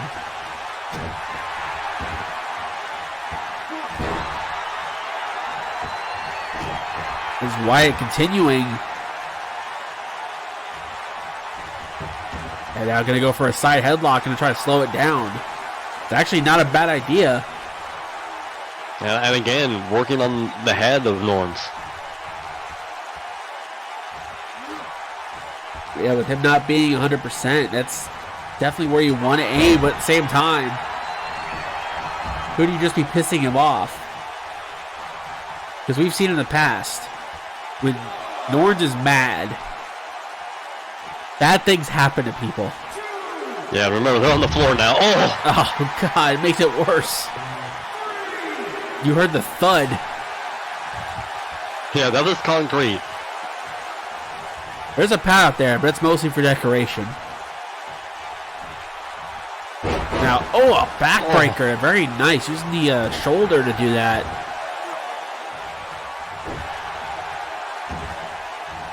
As Norns, where in the hell are you going? We saw him pull out all stops Saturday. As now off the top. Oh, diving shoulder block. Just a flying battering ram. Gets two. God, he would have killed him if he did that. Yeah, I think White might be a little concerned on the floor. Yeah, you see, he hasn't really done anything in a couple of minutes. He did that initial distraction, and that's about it. I think he was a little shocked. Yeah, I think he probably thought White could pick up the pieces. Clothesline in the corner. It's one thing to taunt Norns when he's in the ring and you're on the floor, but don't do it when you're both on the floor. Yeah. As, oh you're boy. in fighting danger. Oh, powerbomb. Just gonna pick him right back up. There's a second. There's a third for good measure. As you see, Norns a little tired, flips right into a cover. And that got him. I think Norns realized that Wyatt might have been down and out.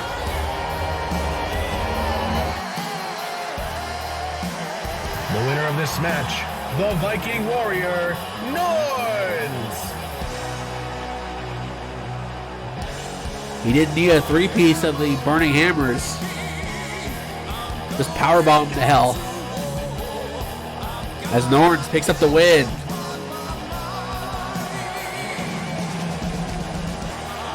And it shows even Norns not 100%.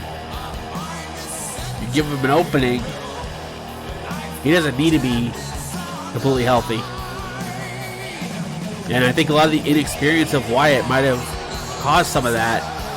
Not really used to being in singles matches.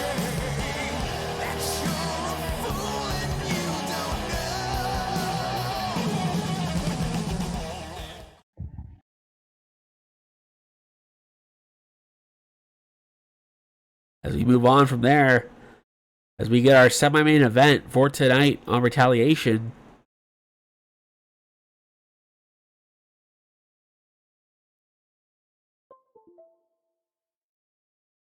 As we'll be seeing women in action tonight for a second time.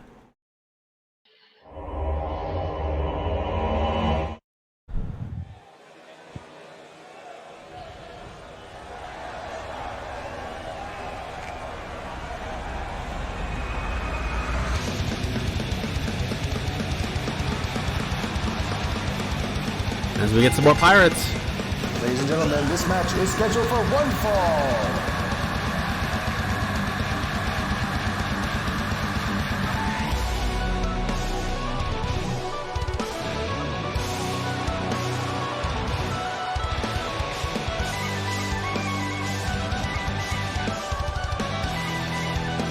I think our ring announcer dropped his card.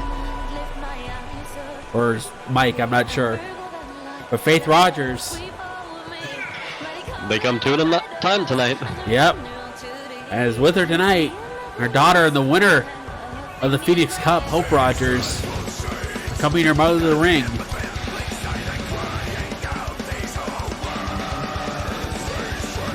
This match stems from the Phoenix Cup. We saw backstage during the event, or right before the main event. Hope was apparently going to come out to cheer on her daughter, but Haley Shepard attacked her backstage.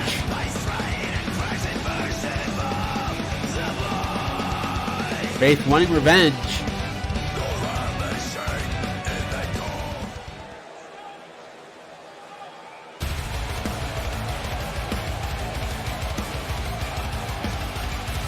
Representing the Inner Circle, Haley Shepard. Now we have 2/3 of our Phoenix Cup final involved in this match. Haley as well as Hope. I believe Haley was the first woman eliminated from that match in the finals. Yeah, she was, I believe, by Goddess Dawn. Yeah, and then it came down to Dawn and Hope. A match that I think most people didn't know they wanted. And little Hope Rogers was able to pull it off.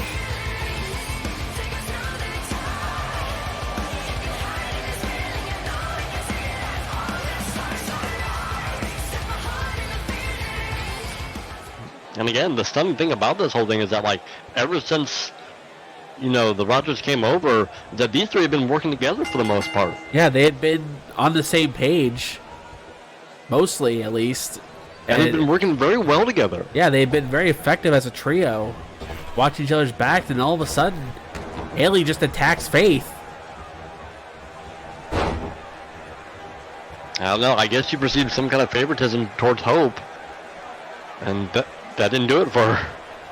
Yeah, we're still not really 100% sure what caused Haley to do that. Of course, some people backstage, some of the rumblings are that this is why you can't trust the inner circle. But you saw Haley and Hope were actually quite a good tag team.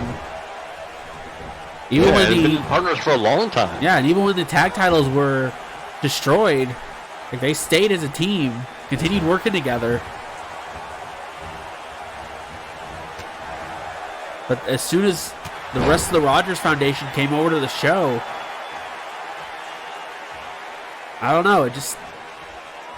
Yeah, they worked together really well, but it just seemed like there was something different about how Haley acted. Haley knocked out of the ring by Faith. Which, I guess when you really sit back and think about it, it's the same thing for both Jake and Faith. Ever since they came over, it's caused trouble for their children. And the weird thing, it's been kind of the opposite effect when it comes to Faith and Hope. As Haley's got Faith, launches her to the LED post. Yeah, we know she's not 100% after she got laid out by Haley. Yeah, like I said, it seems like the stuff with Faith and Hope is kind of the exact opposite of what we see with Jake and Davey. It is, but at the same time, it's caused problems for Hope by proxy. It's turned Haley against her. And we're still not really sure why.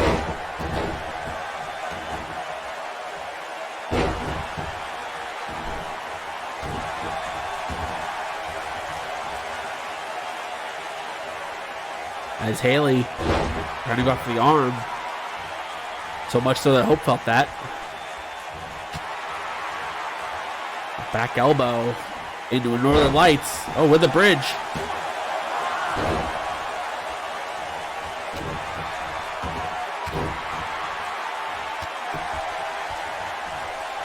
People want to know what happens to a retaliation when Razor's distracted. Well, you get tonight.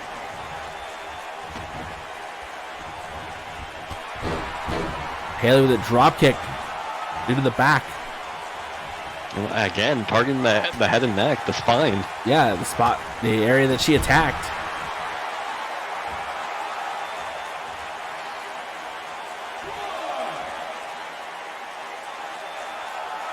For anybody who's taking a fall, landing their head on concrete, you are well for a while. As Faith goes to the outside, never mind. Okay. Just ask Martin Starr. Yeah. Oh, super kick by Haley.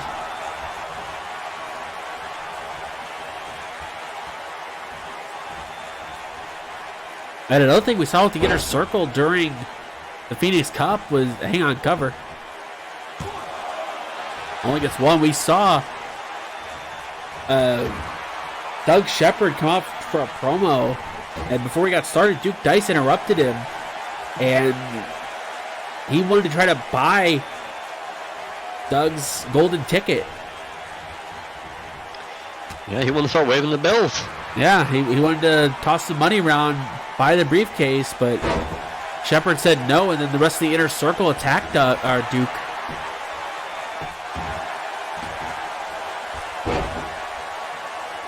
It is quite interesting that Duke would try something like that because, last year with the golden tickets, no one really tried to buy them or defend them.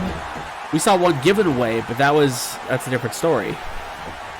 Yeah, so it shows they're not set in stone, which is probably where he got the idea. Yeah, I think Duke just thought, like, hey, I can just buy this briefcase and just take a title shot. Which, not the worst idea. And doing it at a pay-per-view, not a bad idea since everyone is there. Yeah, I think he tried to put him on the spot. There's a cross ankle breaker. Yeah, we saw her do this to Faith backstage as well. Yeah, it led up to one thing. Goes for the cover instead. And got her. Haley Shepard picked up the win. Hope is just in disbelief on the outside. Yeah, it was like I said, Faith wasn't 100%. The winner of this match is Haley Shepard. I think the pain on that leg might have been too much. Yeah, and that's 2 weeks in a row that Hope has had to watch Haley lay out her mother.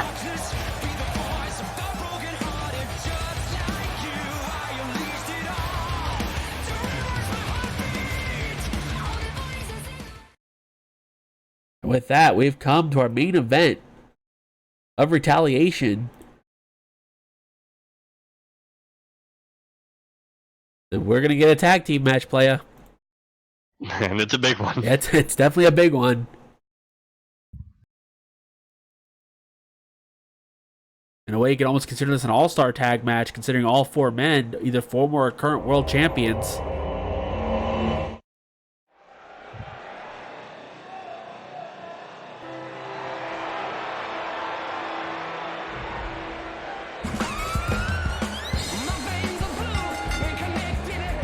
The following contest is a tag team match. Representing the new board of directors, from Toronto, Ontario, Canada, Justin Sane.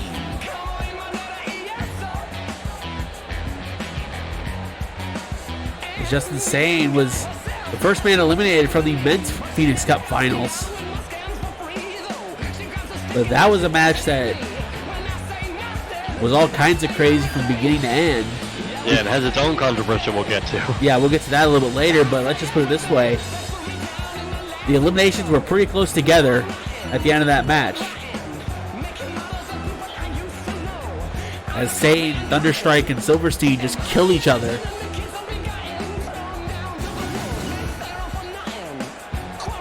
Which I touched on. Sane was the only Retaliation member to make it to that match. Yeah, it was the opposite of the women's final where we had 2 women from Retaliation in the finals.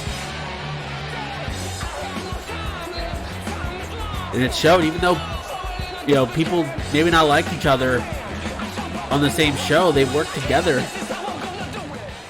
And for a while, Sane was very dominant in that match. So why he's a former world champion, and he's won a couple multi-man matches for that title. So it wasn't really anything new for him to beat up everyone in the match. Yeah, he did it last year at Supernova. Yeah.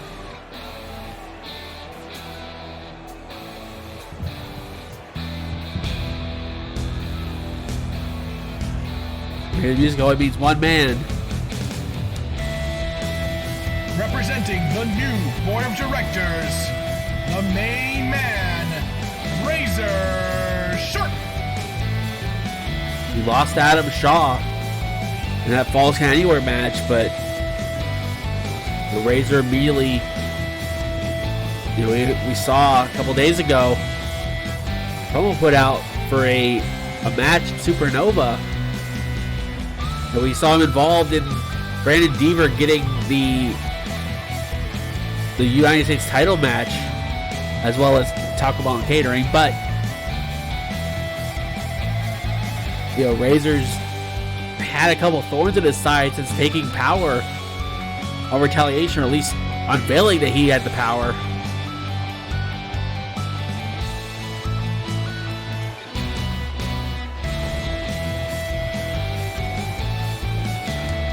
And really, since Justin Sane turned his back on his best friend, his brother, Donovan Payne, their opponents tonight have really been at odds with these two since the new board of directors were formed.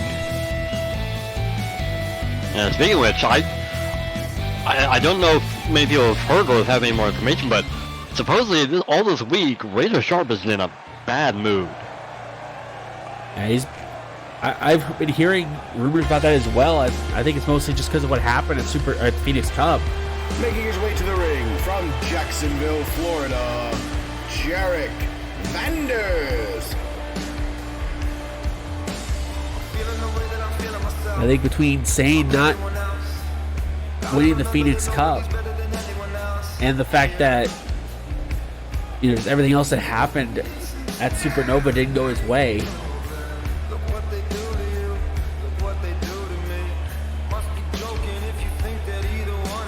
And a lot of heavy hitters that weren't on Supernova last week due to the fact they weren't either in a title match or in the Phoenix Cup final.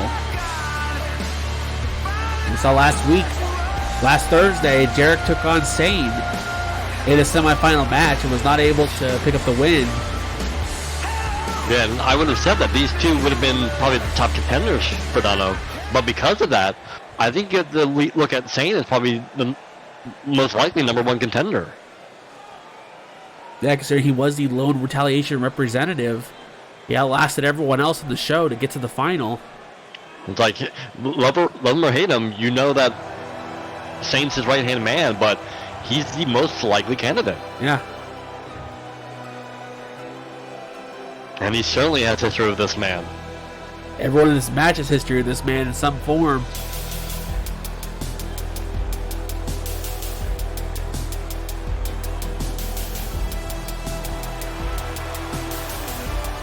Our World Heavyweight Champion. From Canada, the RWR World Heavyweight Champion, Donovan Kane.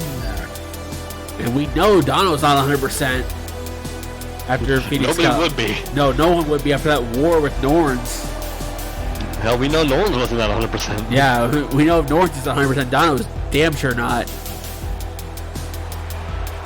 As I said earlier, he survived Norns. But it's probably good for him that the one man that is relatively rest in this match is his partner. Yeah, like we said, Jarek, the only man in this match that was not on Phoenix Cup. He's had a good week to rest. Everyone else only had like 5 days. An extra couple days of relaxation might pay off. And even though Donovan Payne's the only man in this match who have won at Phoenix Cup, if you watch the match, you probably didn't think it. Yeah, you watched that entire match, you probably thought Norns would have been the world champion. But Dono found a way. One well-placed knee strike. Yeah, sometimes it's all it takes. Speaking of knees, we're going to see a lot of them in this match due to this one team. Yeah, and we know that because they've trained together for so long. Yeah. Still longtime friends, even though Chaos no more. And even though those brothers have gone their separate ways, those two are still friends.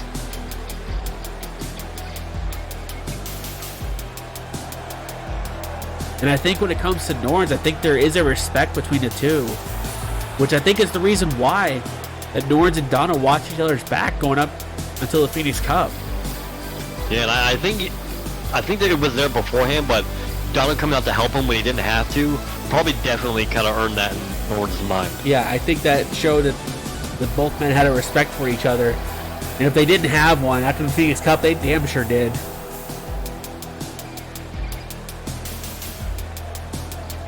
I see Razor yelling at some fans at ringside. I mean, that man is just getting more and more unhinged. Yeah, something. Probably no thanks to Adam Shaw. Yeah, probably not, considering what we've seen with Shaw that did to Razor over the last couple of weeks. But we know both these men are a major thorn in Razor's side. Like, I was walking back through the halls after that show and just heard him screaming in his room. No idea what it was about.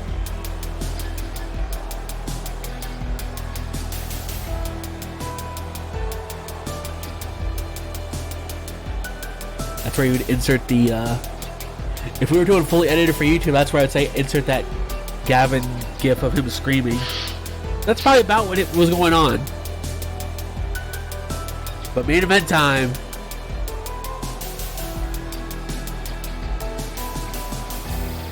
Here we go.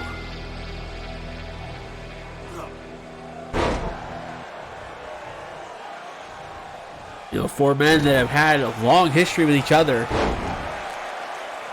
Three of which being part of the same group for a long time. Formerly Pentakill, that turned into Chaos. We know these two in particular just love throwing bombs at each other. Yeah, big boy senton by Sane. Yeah, these two have always loved fighting each other in the ring, even when they were on the same side.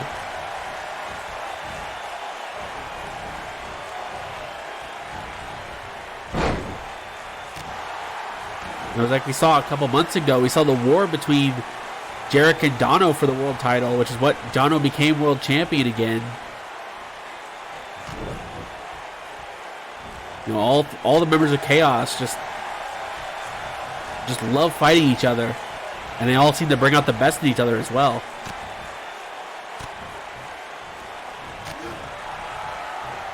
And this is really what led to a lot of this situation, which was it was Sane attacking Dono backstage one night and joining Razor Sharp.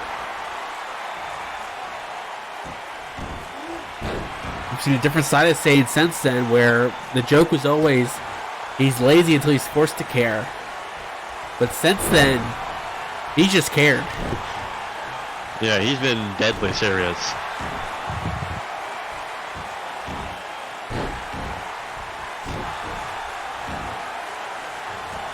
Dono off the ropes, drops the leg.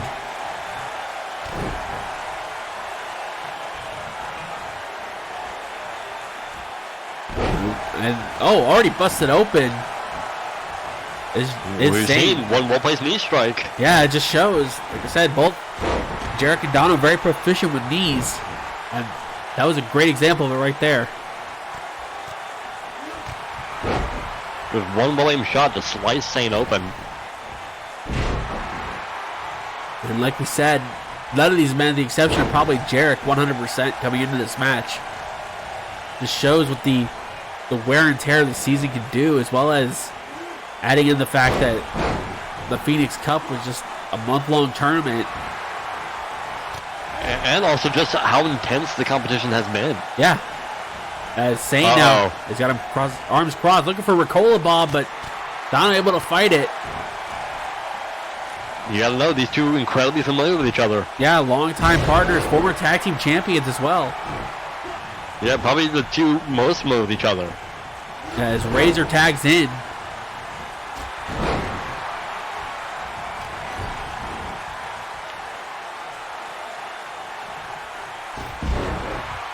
Now slingshot powerbomb. Is Jarek wanting the tag? Razor gonna stop it. Go for a cover. Only gets one.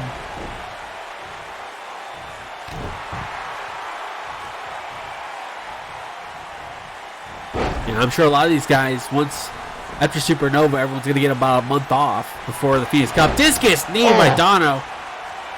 I can do it right there. Jarek got in the ring and then saw Satan wasn't bothering, so he just decided to leave. Yeah. Now, belly-to-belly throw. Because you got to think that all four of these men have the endurance to go all night if they need to. So if you can, save. Yeah, and we've seen in the past all four men have gone all night. Oh. A little bit low, but I guess the referee doesn't want to DQ his boss. Yeah, questionable placement. Could have been the hamstring, but you'll have to ask Donovan Payne. Yeah, ask him later. And now, up on the shoulder is going to go to sleep. And he hits it. Just retain the title with that one move. Yeah, he went for it all match, never hit it. Then right at the end, he did. Oh, but Sane had the rest distraction long enough. That was just long enough to get Razor to kick out. Yeah, we saw him try for that GTS the entire match. And then finally at the end was able to hit it, and that's what put Norns away. Yeah, easily now the most deadly move in Donovan Payne's arsenal. As if he needed another one. Because that discus knee alone has been devastating. Yeah, which he wasn't able to hit on Norns. Yeah, he tried multiple times. Yeah, Norns knew what he needed to avoid. And probably learned it from scouting matches with Dono and Jarek. Which, is a smart thing to do. Watch that tape. Watch what the opponent does. Yeah, because that was the match, the one match that Dono's lost in recent months. Yeah, speaking of knees, V-trigger connects. There's another one for Razor. So both these men are very good at. Covered by Jarek. Razor kicks out. But we know the V-trigger is just the prelude.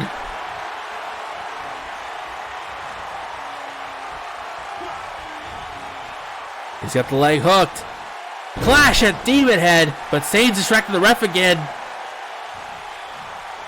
Oh, sees the cover. 2. Oh. Razor took as much time as he could to try to recover from that. As Dono's got Sane.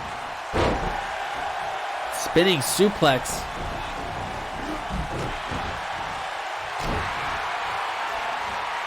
You know, they'll take away from any of these 4. They may not be 100%, but they're going to throw bombs.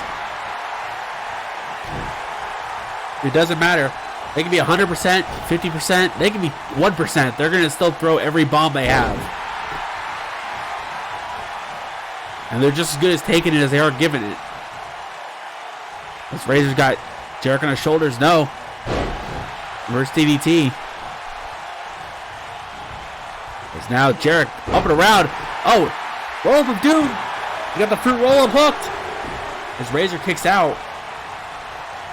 Jarek tried to catch Razor off guard, I think, with that. Oh, just shorted off the right cross.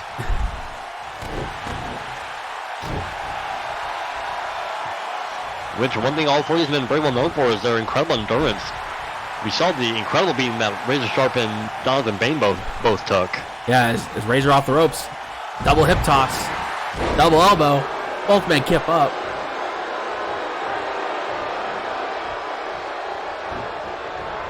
Gets Razor off. Up the outside is Dono now. Slingshot DDT!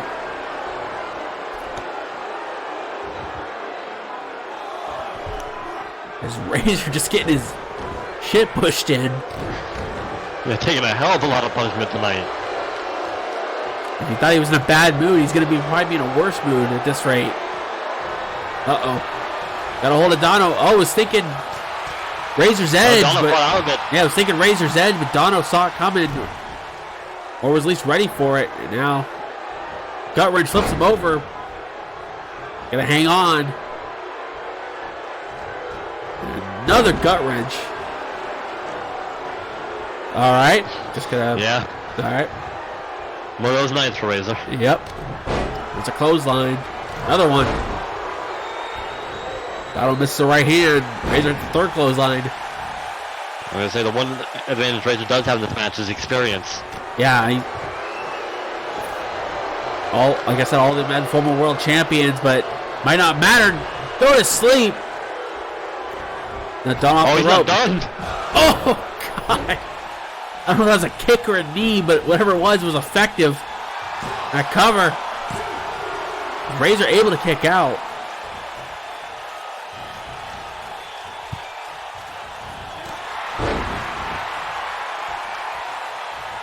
I'm going to say all 4 men have been wrestling for several years, but Razor actually the longest experience out of all. And it's not by much. Let me put it that way. It is not by much because him and Dono came into the business about the same time. Maybe only a week or so apart.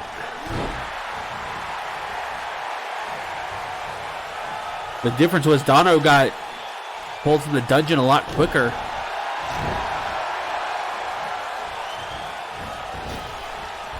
But the one big difference you can definitely say is that Razor had a lot more early success. Yeah, which in a way gave him a head start and that high level experience. Oh God, no! Death bomb to the floor! Oh, we know Dono's hurt. God damn, we knew Razor was in a bad mood. I didn't think he was going to try to commit murder.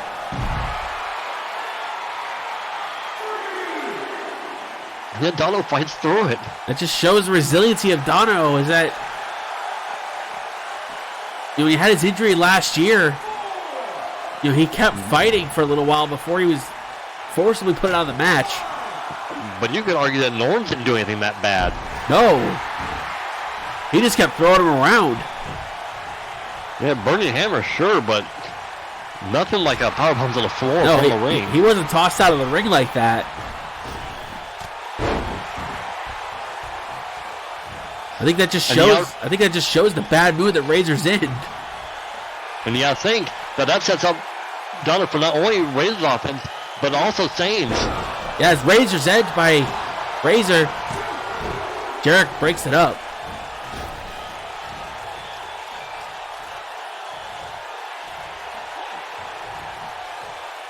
Ten standard from Zane and Vanders. Yeah, she's saying. And Dono was unmoving. Yeah, Razor was just staring down at Dono. Now he's just measuring him, just stalking him almost. Sticking an exclamation point, but Dono, he knew it was coming.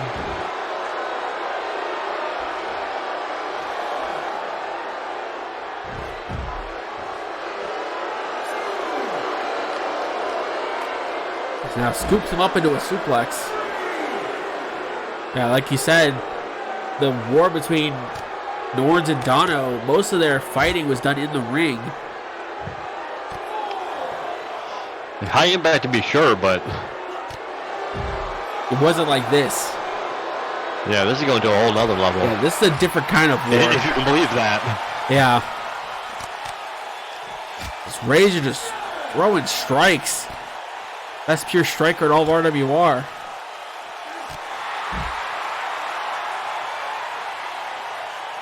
And you hear the ref counting. Dono just a big left hand. There's a lot behind that. Razor just lefts and rights. Just lighting Dono up.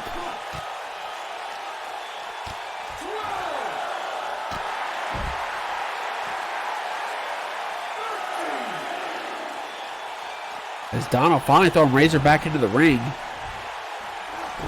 Razor makes the tag to Sane. You know, I was going to say, Jarrett cannot intervene because by the time he gets there, Sane will have cut him off. Yeah, more timing. And that's why you don't taunt. Wanted to too sweet the fans, but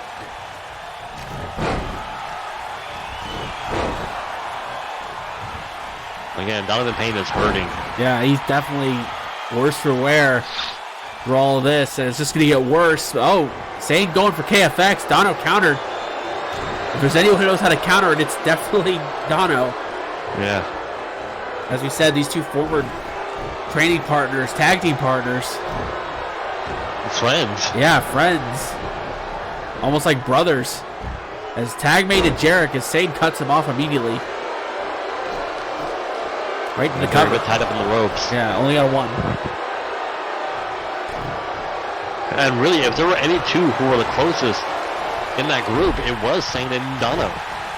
Yeah, like I said, former tag team champions. They thick as thieves for a long time.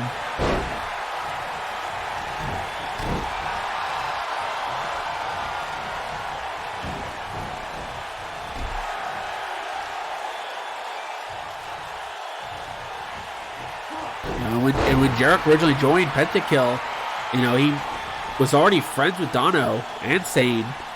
And I think... Yeah, he just trained with them with the Rogers. Yeah. As, Sane, KFX. I'm going to say, he's put Jarek away with his move before. And now cover. Dono nowhere to be found, but Jarek kicks out at one. Yeah, and I think that shows, like, what the week off gave him compared to everybody else. Yeah, sometimes only a couple days. Sometimes, oh, there goes the ref. Take a drink. Right hand. Oh, God. Jarek kicks Sane in the head. Big hang time up in that jump. And Sane spilled to the floor. And they go back outside.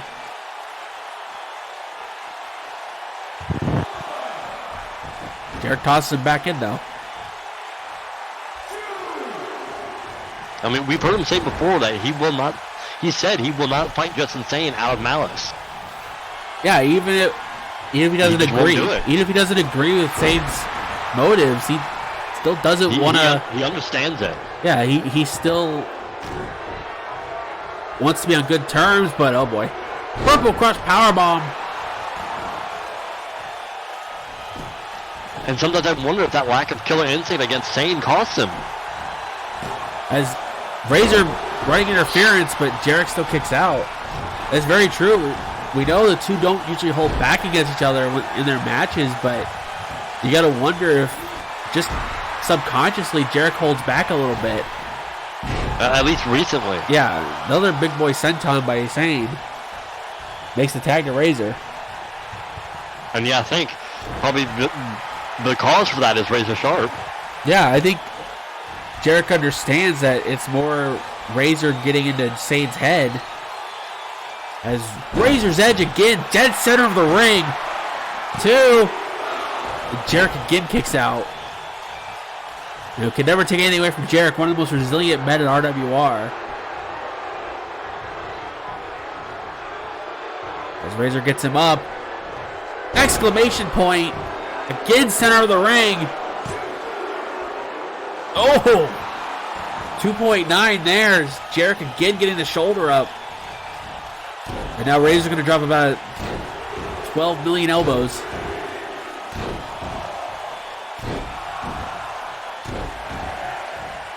I mean, you got to think for Jarek, does he try to cut the head off the snake at Razor to maybe think that maybe getting the influence away might help Sane?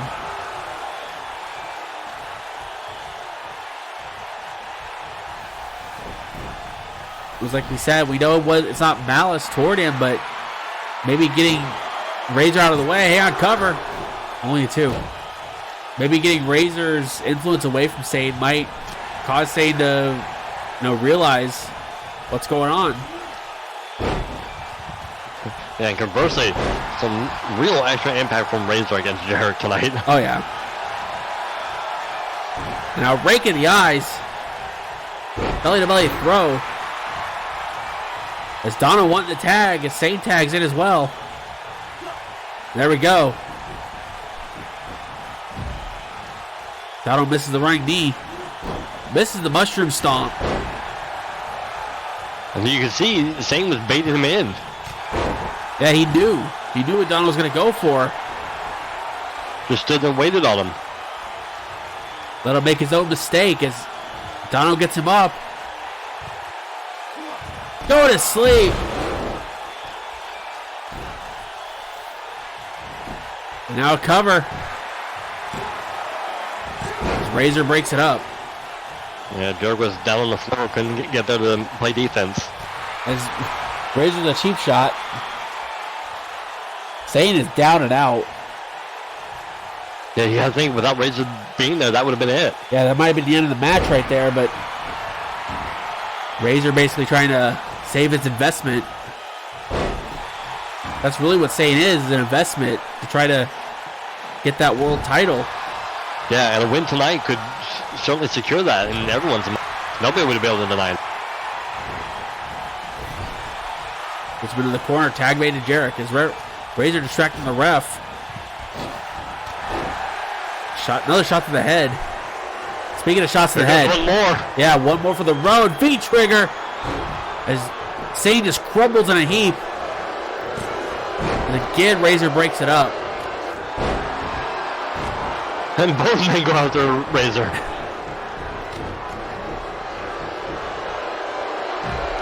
And now Razor on the floor. Got nothing. Can't do anything to stop this. With the leg hooked. Clash at Demon Head, but doesn't hold on to it. Yeah, you gotta think Sane's such a big man, it's hard to get hold of him. My word, he was in the ropes. Cover. 2. He got him. And this war comes to an end as Jarek Vanders and Donovan Payne pick up the win. The winners of this match are the team of Donovan Payne and Jarek Vanders. You saw Razor starting to get up, but nothing he could have done to save that. And just irate on the floor. And this is one of the reasons I'm glad Table's not down there.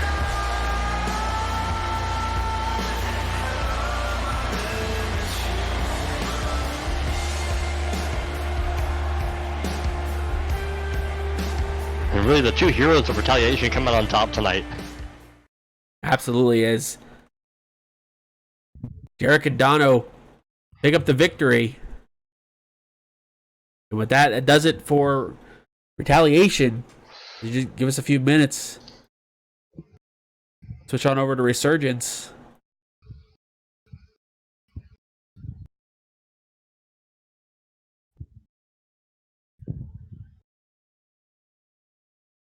One of those things you think that was a bit of chaos. Well, the old saying goes, you ain't seen nothing yet. We'll be right back for Resurgence.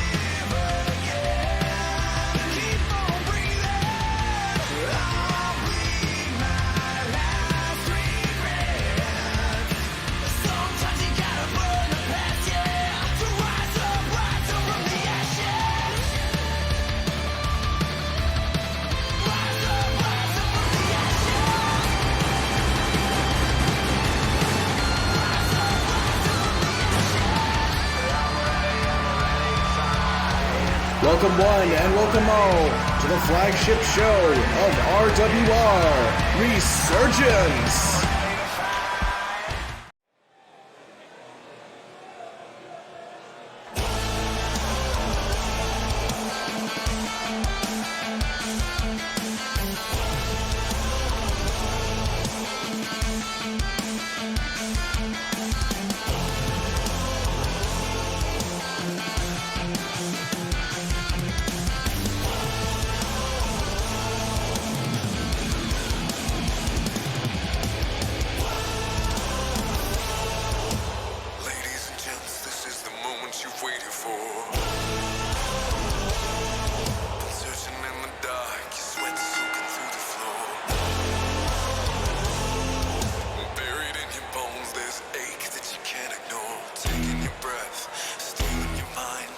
Hello, everybody, and welcome to Resurgence. Hang on. Scheduled for one fall. Came a little later than expected. Representing the Coalition, Thunder.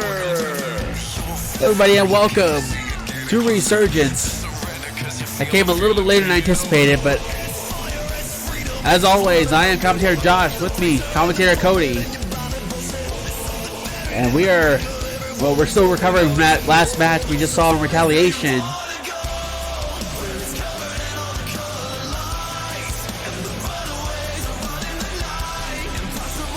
We've got quite the show here for Resurgence tonight. As you see, Thunder already in the ring. And his opponent, I'll just let the visual speak for itself.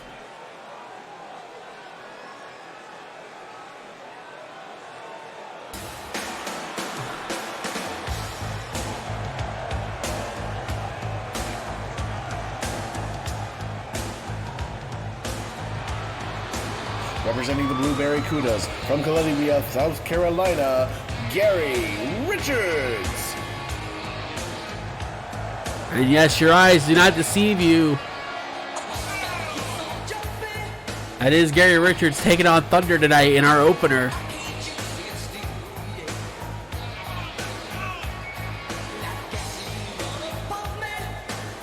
But tonight on Resurgence, we have a lot of action packed for you.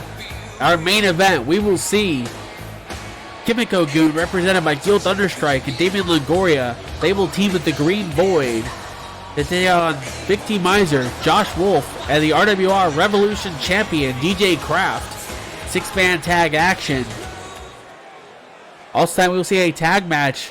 Cole Rayner will team with Max Silverstein to take on Marvelous Matt Matthews and Mr. Troop as our opening match is underway.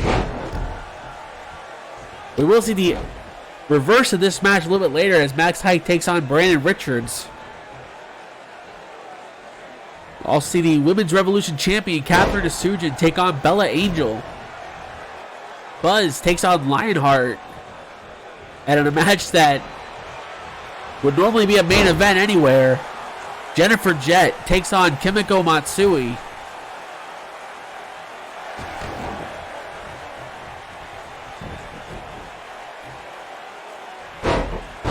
But a lot of action planned for Resurgence tonight as Thunder, a quick cover, not even a 1.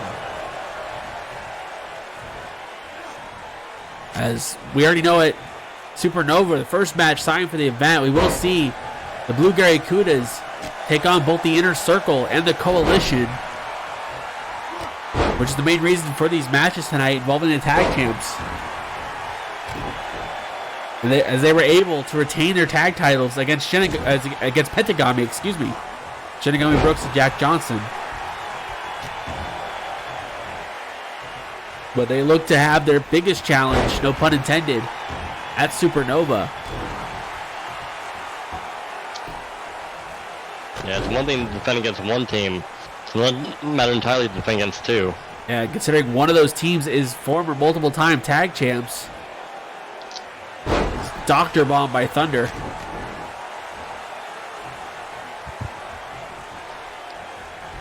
Ironically, the team that they dethroned for the tag champions were able to do that feat. Yeah. You know, we've seen a lot of the bigger shows this season. We've seen the tag titles be defended in multi-team matches. Supernova, no exception to that.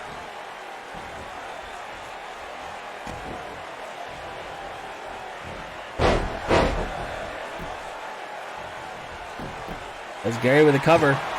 Only a 1 count. You know, tonight, a lot more straightforward than Retaliation was in terms of possibilities. Unless, of course, people decide to jump someone backstage again. Please don't take that as a cue. No, that's not meant to be a cue, guys and girls. Please don't. We only need enough chaos on one show. As Gary with a cover. Only gets 1.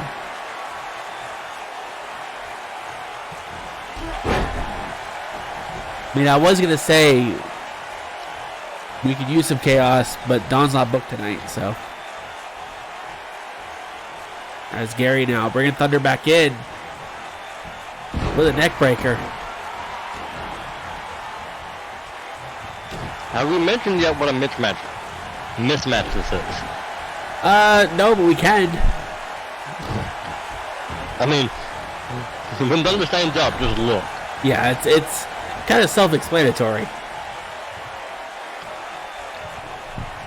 Thank you for following. As now, I mean, I would have thought Gary versus Max Height would have been a little bit more fair. it would have also made a little more sense. AJ, thank you for the follow. Would have probably been the only person in the entire company that Max Height might be taller than. That's still, and I'm still not 100% on that. Yeah.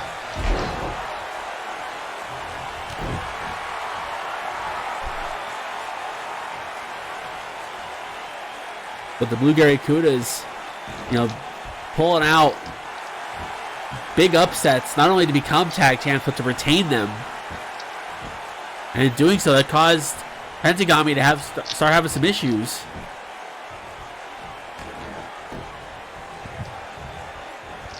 As Gary with a hammerlock, Thunder just back elbows him.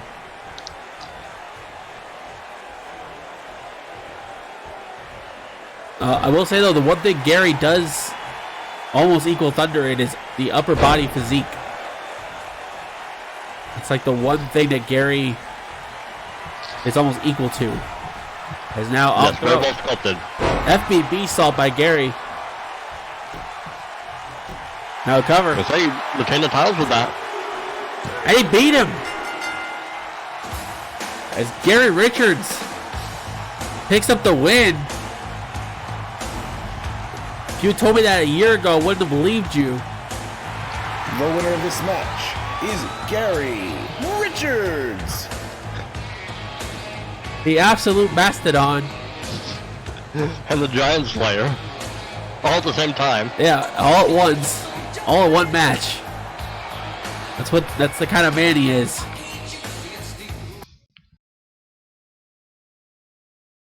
As Gary picks up the win, we'll see if his brother Brandon can continue that later on tonight.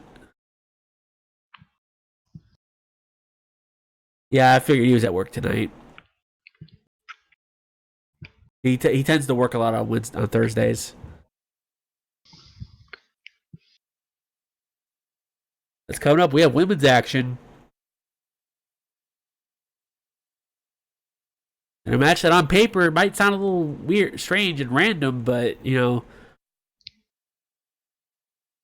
not how it starts, how it ends.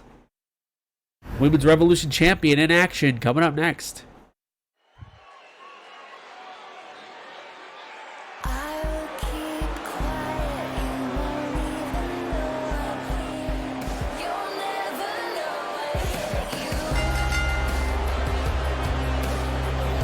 Ladies and gentlemen, this match is scheduled for one fall. Making her way down the aisle, Bella Angel. First time we've seen Bella in a match in a couple of weeks. She's got a big opportunity in front of her. Set to take on the Women's Revolution champion.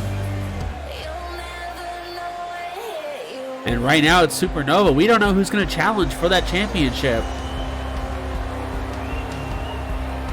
But picking a win over the champion could be the expressway to that title shot.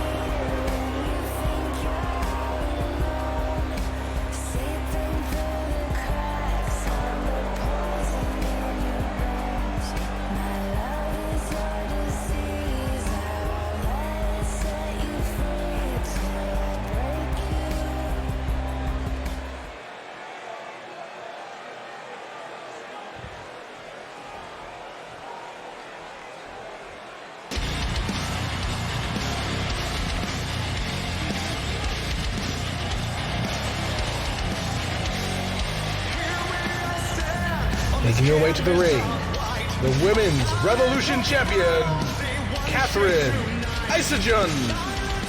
Is Suja able to turn back the challenge of Jennifer Jett? Surprise win by many, really. And now, with that win, the Women's Revolution title division looks a little more wide open than it was before. Because there's no real set challenger.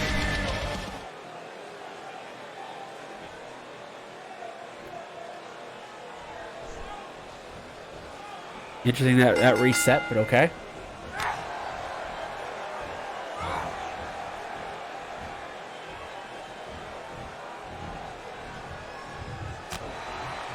As Bella, like I said, first match she's had in a couple of weeks.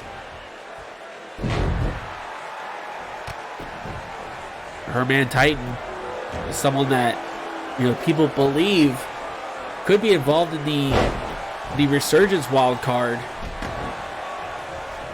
But that's one of those things we have to wait and see who's going to be announced for that match.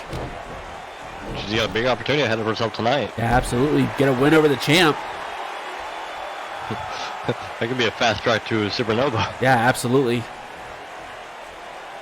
Probably the quickest route you want to take. But we got a long way to go between now and then, that's for sure. A lot of things can happen. Hell, a lot can happen in one night, as we saw in Retaliation. Yeah, that's also true. It's covered by Bella. Only a one.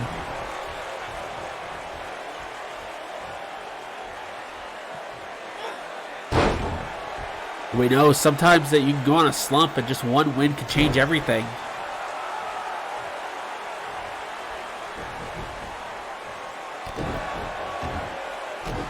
Yeah, in a way, the tag team division has it easy in a way, as they already know who they're facing. They have a whole month to prepare. Yeah, they're probably one of the only divisions that actually know their challengers. You know, the U.S. title is probably is another. And I guess you could probably say the women's division over on Retaliation does as well. Yeah, and same for the Revolution Championship. That's true. With Gil Thunderstrike winning the Phoenix Cup, he went ahead and just said, I won DJ Kraft. Yeah, I don't think he even got out of the ring before he said it. Yeah, I think he was still in the ring and just yelled it. He already knew what he wanted. Which that might be the most exciting possible match that we have for Supernova. Yeah, and we'll have to wait and see what other match we get announced between now and then, but that's definitely one of the biggest.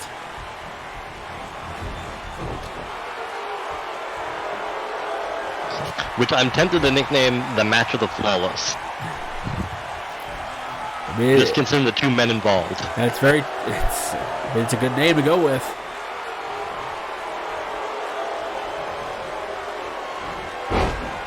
As Bella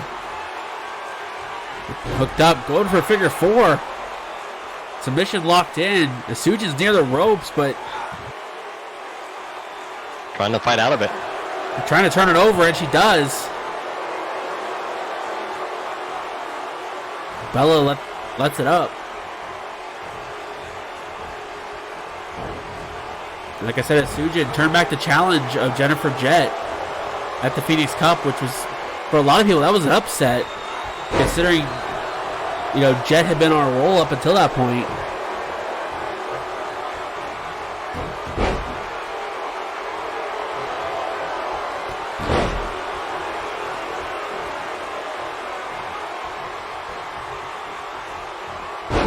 As now Asujin going after the arm.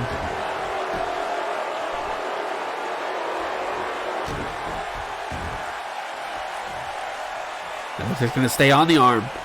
Actually, fun fact, Bella is the first person in RWR to have actually won a match with her feet on the ropes. And it was great because I was in the middle of talking when that happened.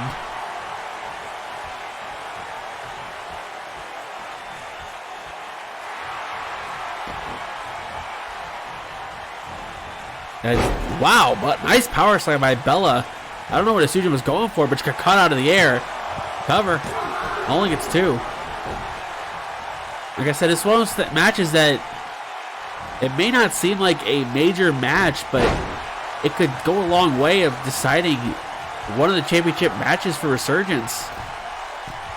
Just one screw up, one slip up could cost Asujin. Off the top, missile drop kick. I think she was going for that double stomp, but Bella started getting up.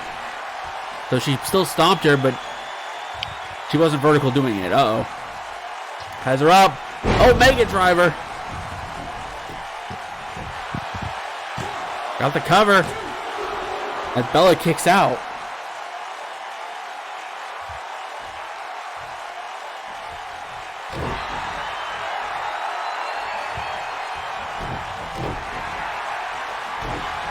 Asujin staying on top. That's what a smart champion does. They stay on top of their opponent. Don't let them get any offense. And don't give them a chance to recover. Yeah, exactly. She dumped Bella on her head. She needs to stay on top of her. Because arguably, that is why Asujin is still champion and Karuhime is not. Yeah, because Asujin definitely... We also got to remember, she is a former EWA Women's Champ. As now an ankle lock. Going back to the leg. And now going to grapevine the leg. This is a submission you don't see that often. As Bella now... Oh, kicking at the knee. Able to escape. You see Asujin doesn't wear knee pads, doesn't wear boots. But one thing she does do is that double stomp off the top. Yeah, and even without the boots. She can't get proper landing on that. Yeah, even without the boots, it's going to do a lot of damage if she hits. If she misses, you could roll an ankle, twist a knee. Yeah, and having the knee taken out ahead of time could prevent her from going for that. Yeah, it also could negate some of the distance she could need to try to land it. Another cover. Only a one. Also, you got to remember to lift her up for the Omega Driver takes leg strength to do. It's not just the back. Right. Yeah, you gotta get that vertical base. Yeah, you take out the knee, might not be able to lift her.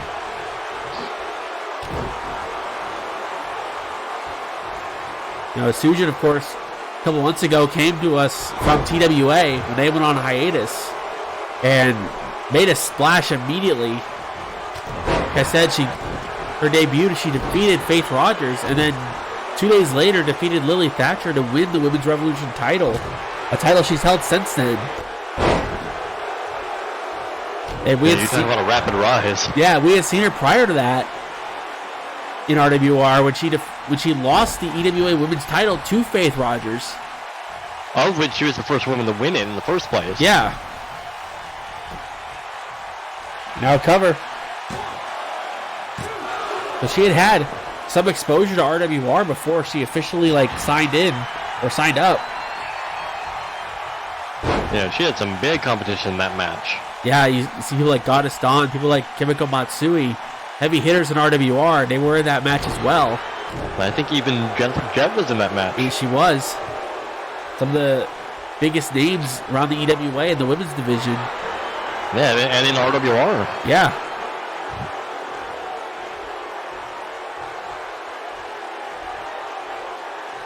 And a lot of people had said that Asujin was the underdog in that match as well. And she defied all odds and became EWA Women's Champion. As Bella now go back to the legs. Yeah, but at the same time, Bella is hanging with her tonight. Yeah, back to the figure and four. And is in control of this match. Back to the figure four. Yeah, she's going after that knee. Yeah, and this time she lets it up. I think she realized she didn't want to let it get flipped over again, so she just let it up. That and didn't want to wear herself out. Yeah. That's pretty good discipline for somebody using submissions. Spiked her on her head with a DDT. All right, that's a cover. She knows what a hard cam is. And she does it! I think she knocked Asujin out with that DDT. As Bella Angel pins the Women's Revolution champion. The winner of this match is Bella Angel. Making a statement with that win.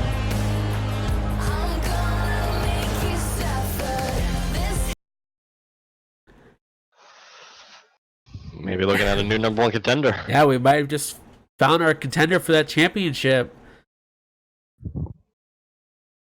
Still got a long way to go before Supernova, but Bella making a statement with that win. As we move right along, another champion in action. I mentioned during Gary and Thunder we were going to see the reverse of that match. We're going to see it next. Brandon Richards takes on Max Height. It's been a while since these two have faced off in a one-on-one match, but now we're going to see it here tonight.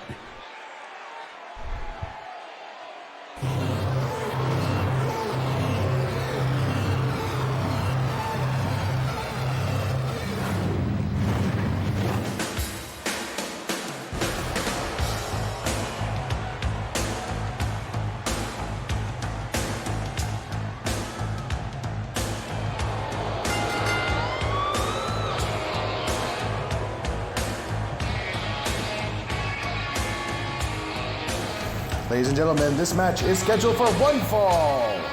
From Columbia, South Carolina, your role model, Brandon Richards. Richards, his first championship in RWR. The tag team titles with his brother Gary. Obviously last year was not his first foray into the title pictures. He tried to become Revolution champion. Last season was unable to win the title. This year definitely been a lot better for the career of Brandon Richards than it was last year. Even though Brandon was in the first Rise from the Ashes tournament, it was not the second. So maybe changing his focus has been better for him.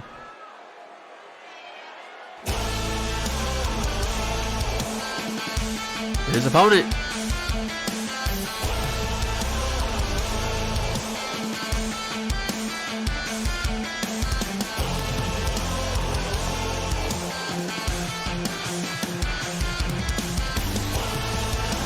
representing the Coalition from St. Louis, Missouri, Max Height.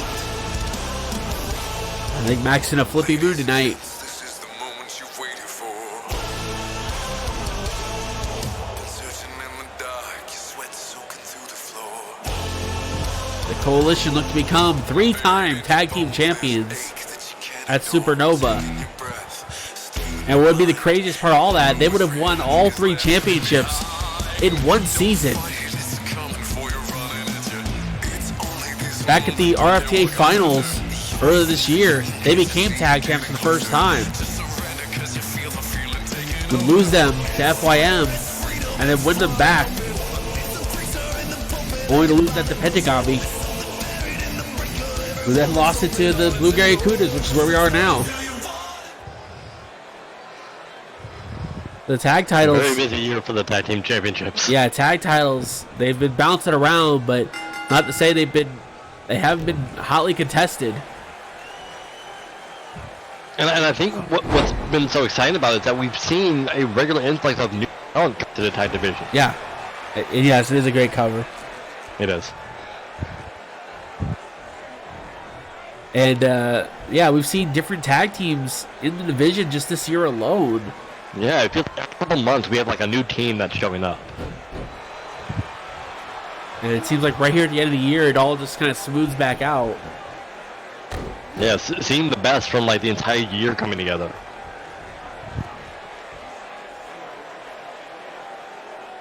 As we get a tie-up in the ropes. And surprisingly, a clean break considering these two. And I know, unfortunately, we won't have Pentagami challenging at Supernova, but aside from them, I think you're looking at the 3 best teams. Yeah, absolutely. In terms of RWR, like these are the 3 best tag teams in the company.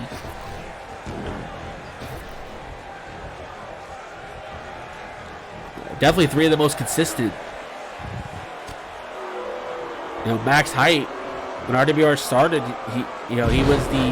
he won the Intercontinental Championship, and then after that, he moved on to the tag division with Thunder. They didn't really have much success last season, but this year it's been a whole different story. Yeah, and I think a lot of that has to do with a lot of the experience that Max Hype picked up in his brief singles career. Yeah, and also you got to think, this is a team, the Coalition. They've been around for a very long time. Yeah, long time. They've had about 36 name changes.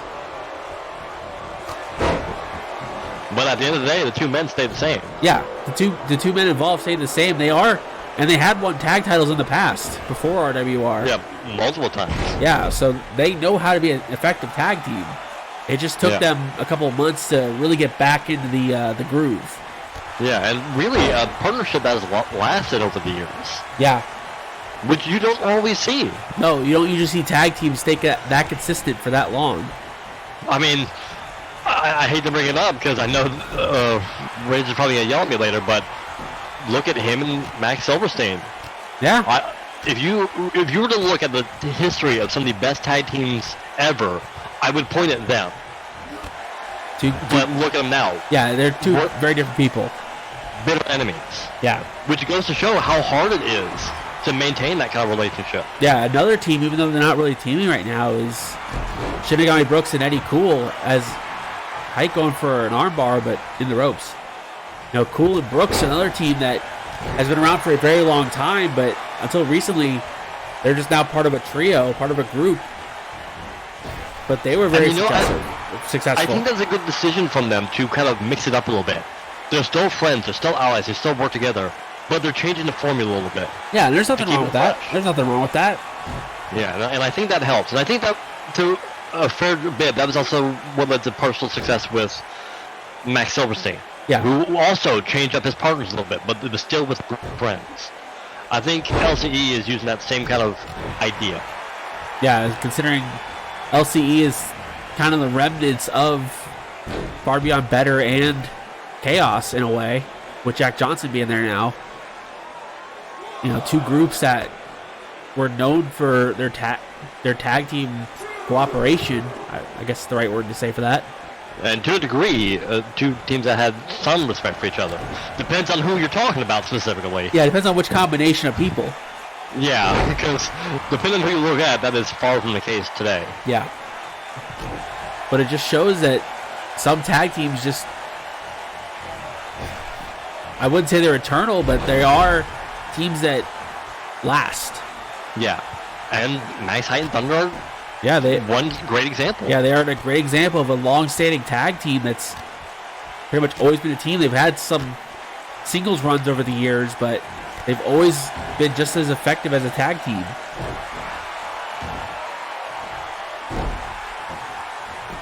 You know, Max having that, hang on, cover. Only one. Max having the cup of coffee with the world title at one point. As Dragon Sleeper by Height.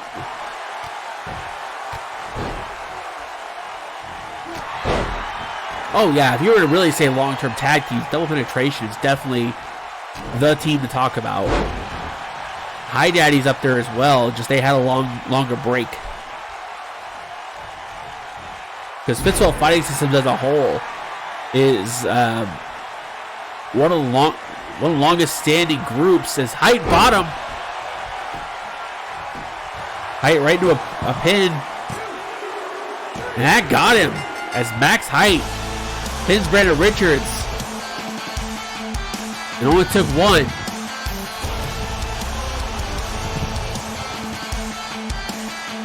The winner of this match is Max Height. I was going to say, he won it at Phoenix Cup and wins it again tonight. Yeah, and the two teams split with their victories tonight. Which means we need to see Thunder. Which means we need to see Thunder and Brandon Richards on who's the most worthless member of their team. I was gonna say you might have to keep your eye on Max Height. Yeah, the Coalition definitely a threat. They're always a threat for the tag titles, and they could be the team to watch at Supernova. Don't discount the champs. Don't discount the Inner Circle, but the Coalition might be the ones to beat. Coming up next, we're going to move on to the Intercontinental title division. First match we're having with no champions. One could have been, but not tonight. As he looks to survive, it's Lionheart taking on Buzz. Coming up next.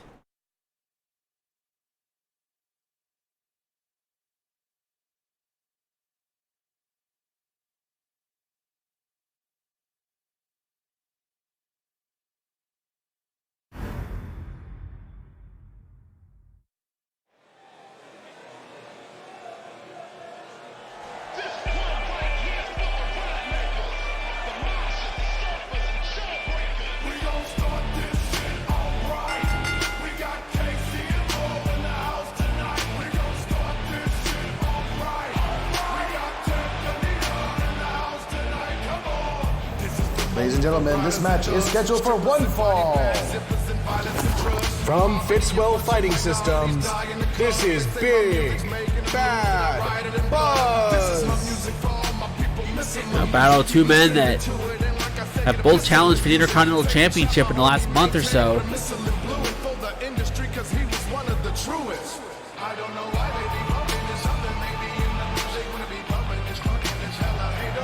Buzz in the ring. One of the scariest men in all over, not just Resurgence, but the whole company. You know, him and Norn's probably two of the scariest people.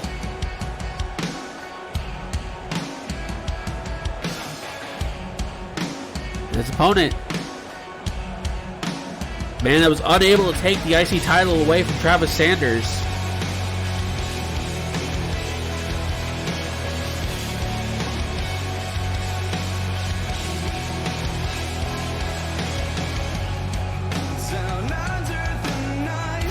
Now making his way to the ring, Lionheart. You know, if Lionheart thought the war he had with Sanders was something, he better strap in and bring a lunch.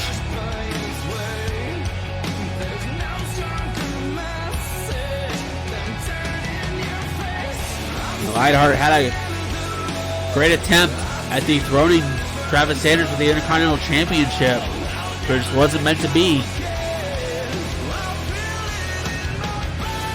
These are two men that are hoping they can get back into the title picture by Supernova. Either that or hope that they get chosen for the wild card match.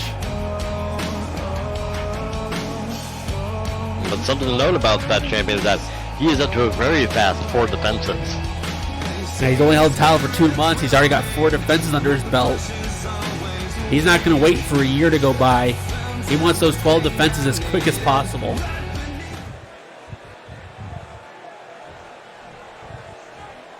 As this is going to be quite interesting. As here we go. We get just shots are right out of the gate. Oh, God, wow. flipping Hurricane Rana by Lionheart using his quickness. I thought this was the die of death, but he caught himself in the air. He was almost thrown into the 4th row.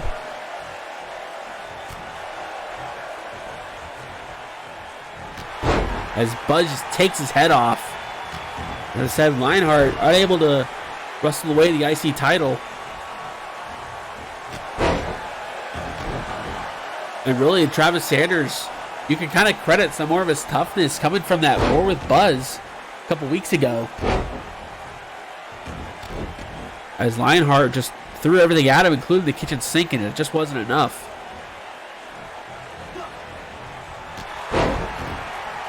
Yeah, really the one common thing linking these two men. Yeah, both failing to win the championship, but that's not going to deter either one of them, I don't think. Buzz gets a quick workout in. Do whatever you can. Drops the leg.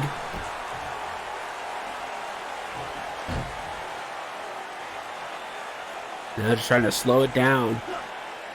The big tattooed arms. Just trying to choke Lionheart out.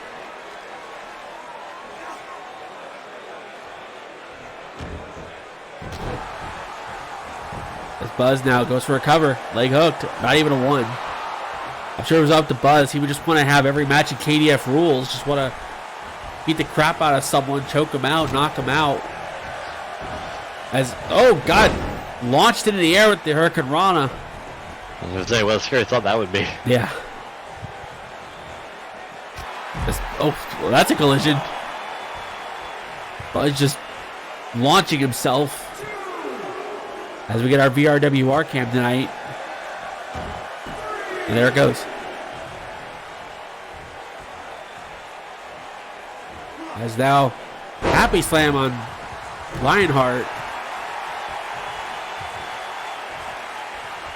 But this is what you don't want if you're an opponent of Buzz. You don't want him on top of you. You don't want him on his feet delivering offense, because something just like this, just effortless, power slams him back down. That's one of the scariest things when it comes to Buzz. He just does it with no effort.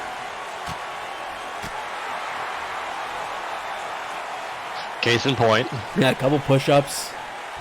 Taking his time.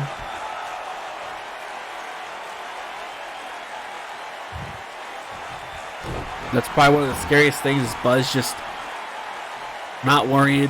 Just very slow, methodical. But conversely, it's almost like Buzz likes that kind of challenge. He likes to work for it. He likes to feel the burn, as it were. Yeah, he wants to have a fight. He doesn't want to have it one-sided. Which, Yeah, that's boring to Buzz. Yeah, you gotta say, it's actually pretty commending to Buzz to want to have these competitive matches. Okay. He wanted Lionheart to come get it, but Lionheart wasn't playing that game. Not gonna say I blame him. No, not gonna blame him whatsoever. Front face lock, just lets it go. Up on the shoulders. Oh God, lifted him all the way up now. Drops him down.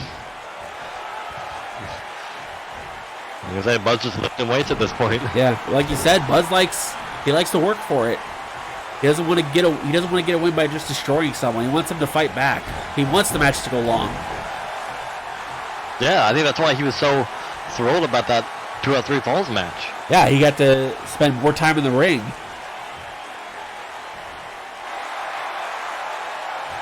Oh, absolutely. He might have been a little mad about losing KDF rules to Courtney Gadea a couple months ago, but at the same time, someone did it. Yeah, someone did it. I think he was happy someone did it. because he wanted to see someone bring the fight. Someone finally answered the challenge. Yeah, someone was finally tough enough to beat him. And I think Buzz kind of liked that. Yeah, I think there was a bit of respect there. Yeah. But he's a similar beast to Norns. Yeah, absolutely. Now, quick cover. Which look at the two men, that's not that surprising. No, it's not. They're cut from the same cloth.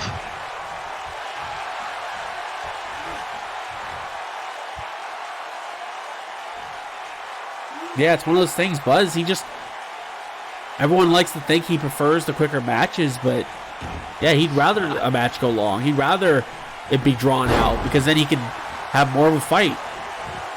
The longer the fight goes, he enjoys it more.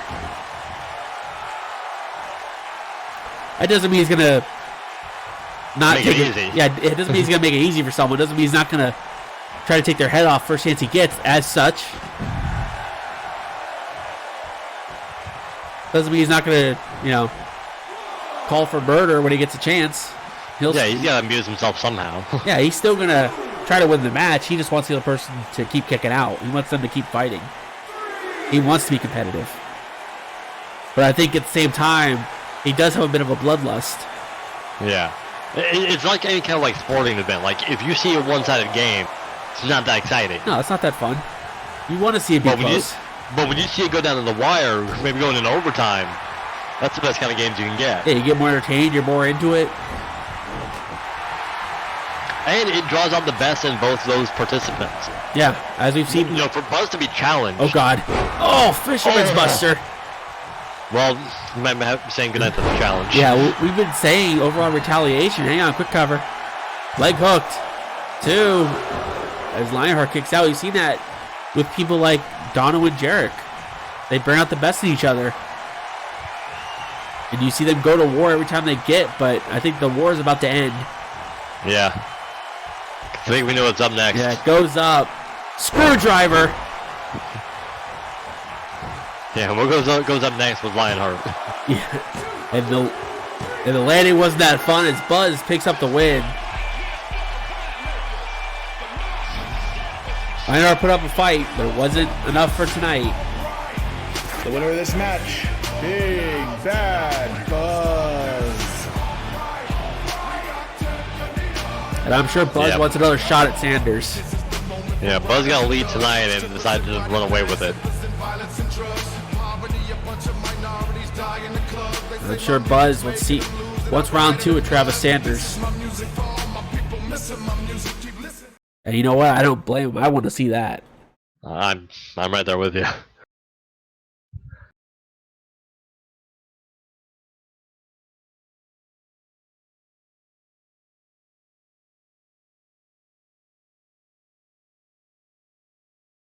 Coming up next, we have more women's action as we get our last singles match of the night. And it's a hell of a singles match. Yeah, if you want big time matchup.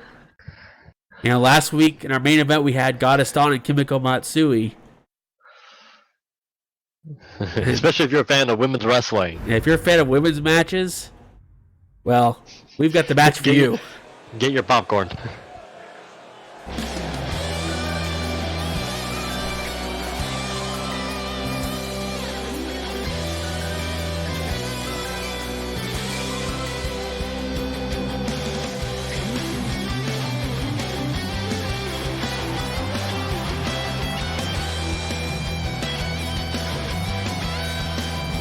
Ladies and gentlemen, this match is scheduled for one fall.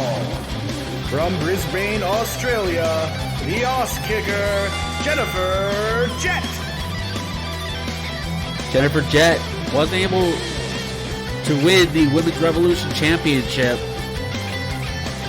But obviously didn't mean she didn't try as always, but there's been a question going around backstage in the Resurgence locker room.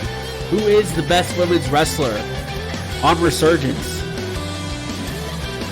And it really involves 3 women. 2 of them are in this match. And I think you know who the third is.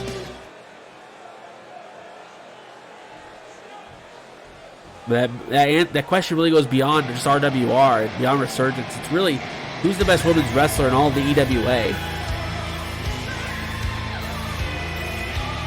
And all three of these women would stake their claim at, obviously the other being Dawn. All three women would stake their claim of being the best.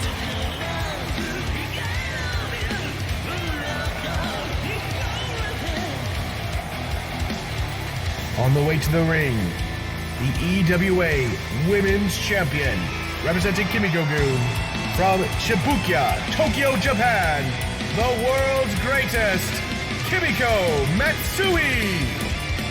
On top of that, Kimiko calls herself the greatest. Now, who is the best women's wrestler? They have Dawn, Kimiko, and Jet. Three names that you say either one of those names within the EWA. And you're like, yeah, that's it. Yeah, there's arguments for all three of them.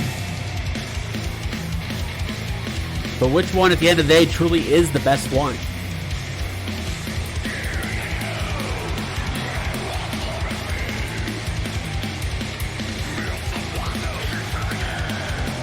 Saw last week, Goddess Dawn defeated Kimiko in the semifinals. It was the lone Resurgence representative in the women's final. And tonight she takes on Jennifer Jett. Obviously, Kimiko has the benefit of having not worked at the Phoenix Cup. That doesn't mean she hasn't worked somewhere, because considering all the feds within the EWA umbrella,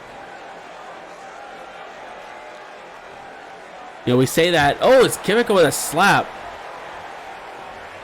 Yeah, if we really asked the question to the fans, there'd be a brawl breaking out. We don't need that.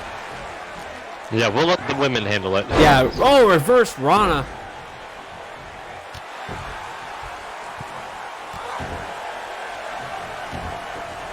But considering the year that all three of these women have had, with Jet being a former women's champ, Kimiko, former women's champ, and current EWA women's champion, Dawn winning the Women's Revolution title, and that's just here. You know, Kimiko, she's called herself Kimmy 5 belts. That's because she has 4 other titles currently. Pretty much every other fed she's in, she's got at least 1 title. Hey, what's up, Keith? You know, there's a big respect between all three of the women in terms of what they can all do in the ring, but at the end of the day, all three of them want to consider themselves the best women's wrestler. That's true. That's Kimiko going to the arm.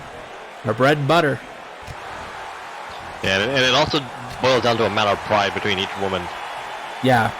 You know, obviously, Jet and Kimiko have faced off many a times. Battling previously for the women's belt on Retaliation, I believe. I believe so, yeah. We always talk about the hot potato with the women's title, but last year, we didn't really see that a whole lot. And it was actually Jet's debut.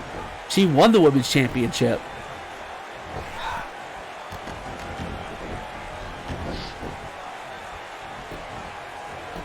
Nice cover. Just a 1 count. Yeah, one of the most impressive things is that each woman really has their own style. Yeah, it's not just all of them have the same type of style. You have Kimiko's more ground and pound, just make you tap out every chance she gets. Jet is a little more technical, but she's willing to fly. And you have Dawn, who's a striker, who will just kick your head off first chance he gets. Yeah, so really getting a match with all three of them in the ring at the same time is a really exciting prospect. Yeah, buckle bomb into the corner by Kimiko. And I don't think we've actually seen a 3-way between the 3 women and any other fed. No, I don't think we have. Which is surprising. We've seen Dawn and Kimiko here in RWR. And I know we saw earlier this season Jet and Kimiko. And I believe Dawn and Jet have faced off over in MUW. Covered by Kimiko. Only a 1. But these are But they are the three women synonymous with women's wrestling, especially in the EWA. As I said, when you mention women's wrestling and EWA, those are one of those three names is the first one you're thinking of. Yeah, neither are really a wrong answer. Yeah, none of them are really wrong, unless you ask them. Yeah. That's pretty much where the argument comes in. Yeah, that's where the argument actually happens.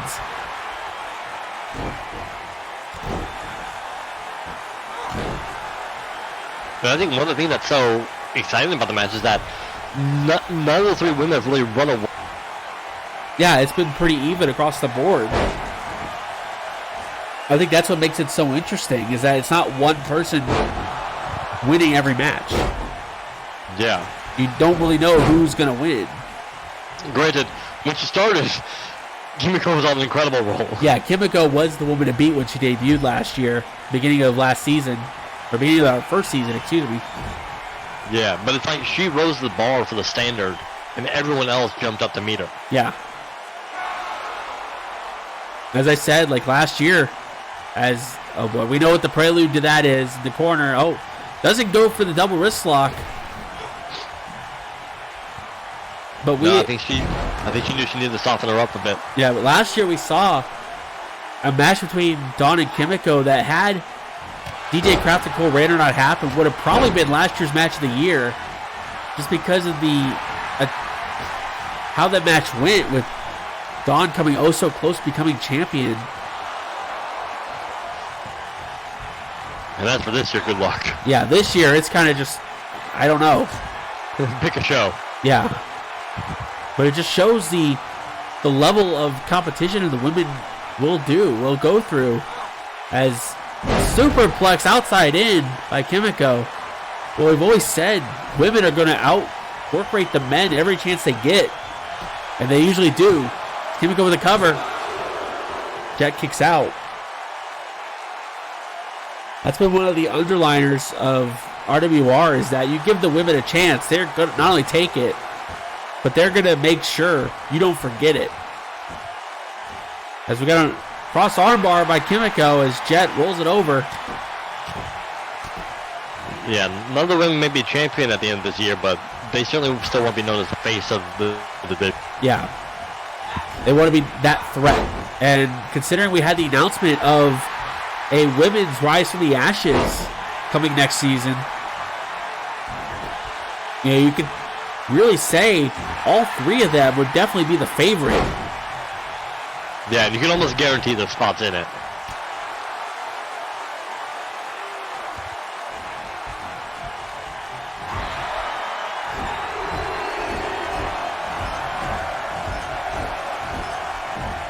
And we're getting 5 women per show. Resurgence is definitely going to bring in a bunch of heavy hitters. That is for sure. Yeah, almost too many. Yeah, considering they all have to face each other at some point. Like, it's almost a wonder of, like, who do you cut? Yeah, that's what happens when you have such competitive divisions, is that you don't know who to pick sometimes. There's too many good choices. And really, if you think about it, it might come down to who.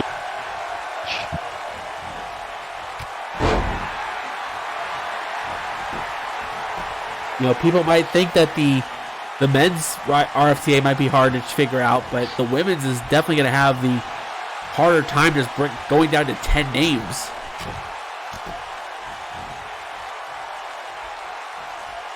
Yeah, because no matter what, somebody's going to be left out. Yeah.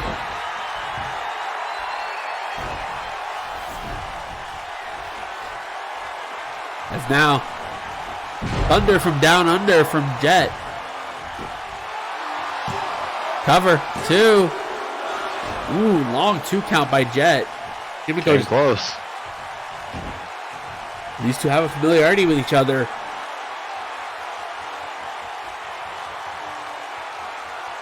He's now thinking boomerang, but Kimiko able to avoid it.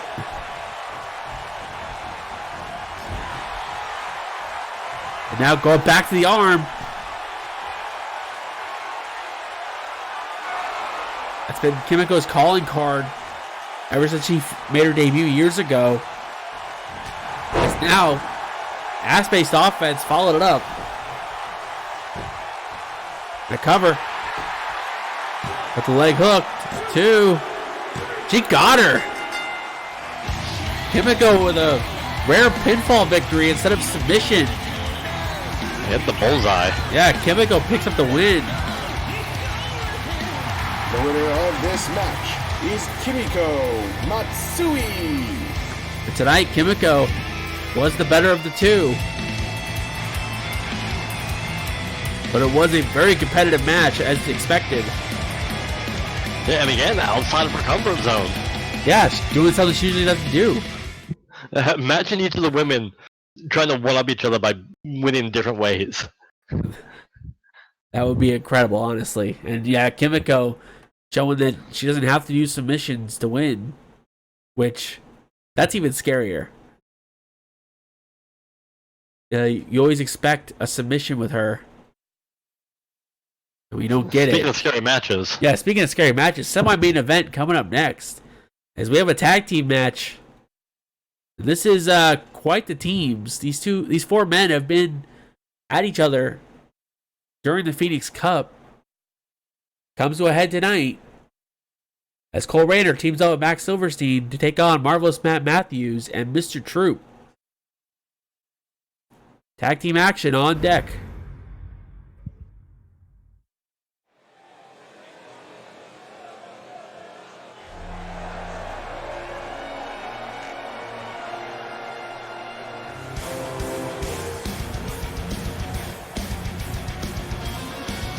The following contest is a tag team match. Coming down the ring, representing the Batcave, from Gotham, New York, the Batman, Cole Rayner. As you hear, no longer with the court. It's Cole Rayner, now his own man. And just to show he's a new man, he's got a new suit made.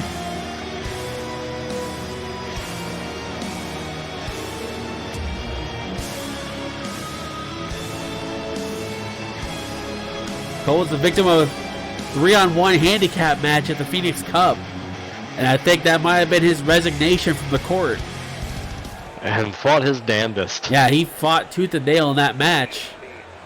But tonight, he's got an ally.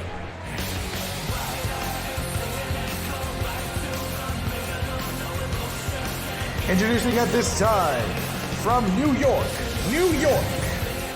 Max Silverstein.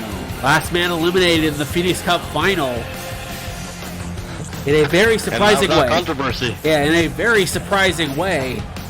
As immediately after eliminating Justin Sane, was immediately low blowed by Gil.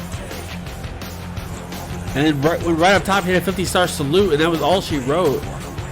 But Gil almost reverting back to the man he used to be, hitting a low blow. The difference was he wasn't disqualified for it. He won. Yeah, with it being a 3-way, there was no DQs. So maybe he did learn.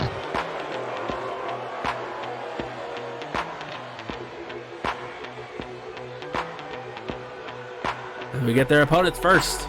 This is how it's gonna be. This is what you think of me. It's going down like I told you. On the way to the ring, the king of the wing, and your mom's favorite wrestler, Marvelous Matt Matthews. It's going down like As Matthews was eliminated in the semifinals last week by Max Silverstein. These 4 have been at each other for a number of weeks. It really started when Mr. Troop took himself out of his match with Max Silverstein and put Cole Rayner in. Then the following week we saw Troop and Matt Matthews go at it. And then Silverstein defeated Matthews. So really of the 4, Silverstein was the survivor of these 4 to get to the final.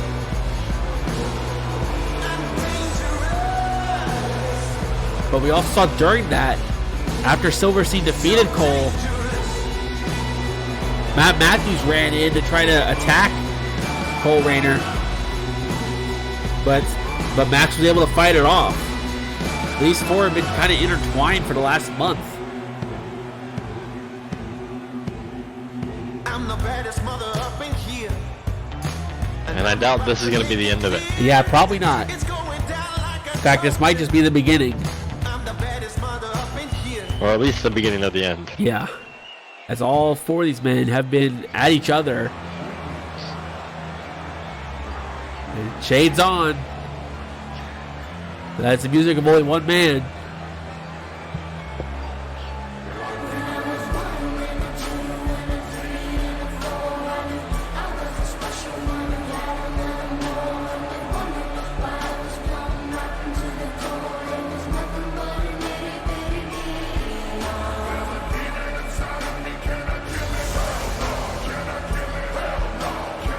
From St. Louis, Missouri, the 2018 Rise from the Ashes tournament winner, the Demon, Mr.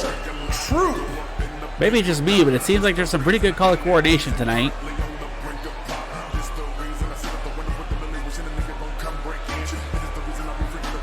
But really, right now, one of the things involving Troop is his reaction to Cole Rayner losing in his Phoenix Cup match. Turned around and said, "You're going to face 3 members of the court at the Phoenix Cup." And really, 2 of them, Aaron Miles and Keith Moniz, really, it seemed like their heart wasn't in it because they considered Cole a friend. Ace Violence, of course, was just wanting to hurt people. But it really has set a divide within the court. Yeah, the real question is, how will the court proceed from here? Yeah, because we saw a lot of animosity after that match. You know, after the match, Miles was trying to help Cole up because he did consider him a friend. But Cole just kind of walked away after the match.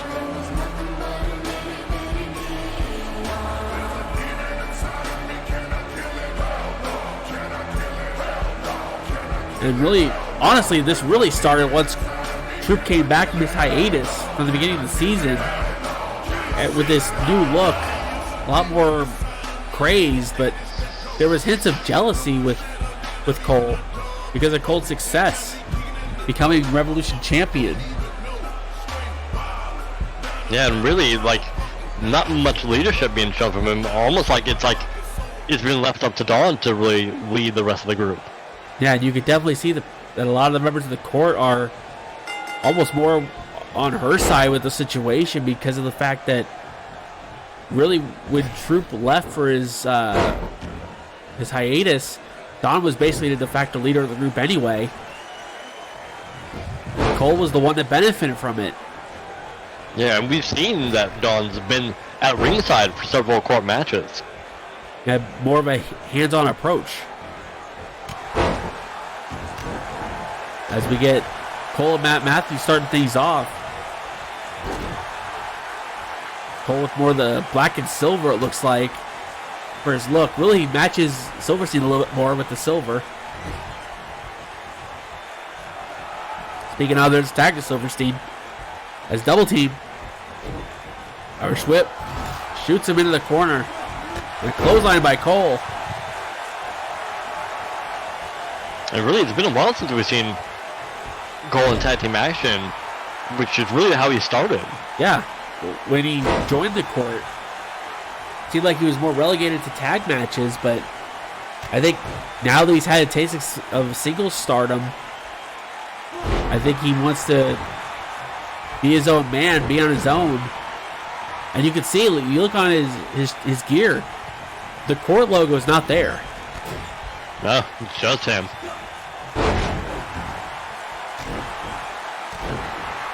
It's really showing that the influence I think Troop had on him is gone.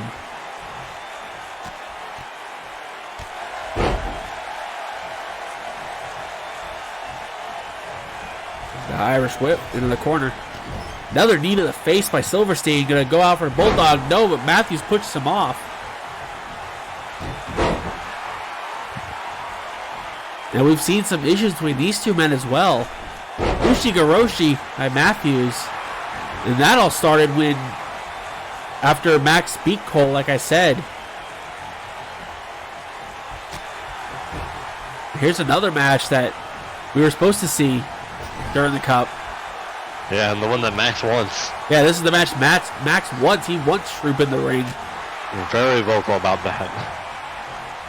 Pretty much ever since Cole came out of the match, he's been calling Troop a coward. Which, I don't know is the best idea. Considering Troop's been a lot more crazed since returning. Well, we know that Max has never been one to keep his feelings to himself. No, he's also willing to call people out.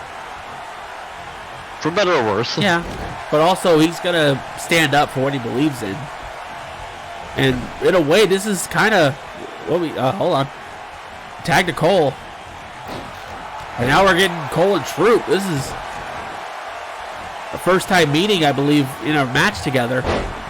Yeah. They've been more on the same side than on opposing sides. Which I think is also a first time meeting.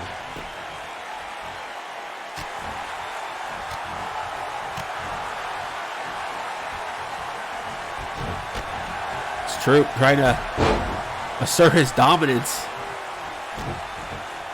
Which really has been the case for the past month or so. Yeah, he tried to assert his leadership, trying to come back and just say, give me back control.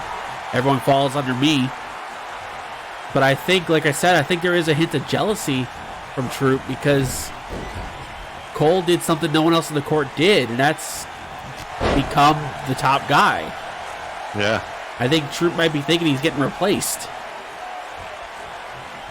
The problem is now he doesn't control Cole in any way. Yeah, he's lost control of not only Cole, but I think other members of the court are starting to see things differently.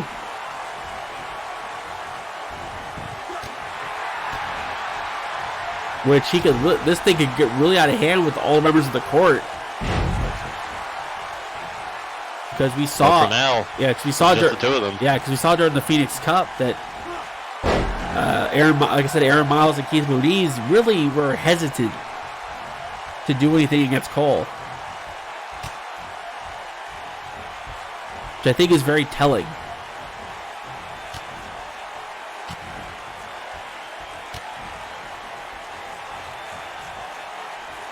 That's true. Now trying to get a hold, but Cole not letting him.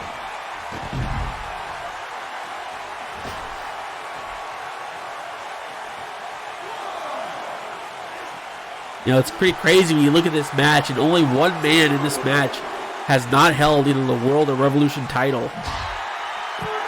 As Cole busted open, might have got him around the eye.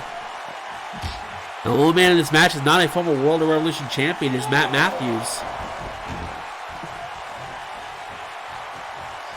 And I think a lot of the reason with Max, I was going to get back to that at some point, with his reasoning for being more mad at Troop, I think it goes deeper than just Troop no-showing.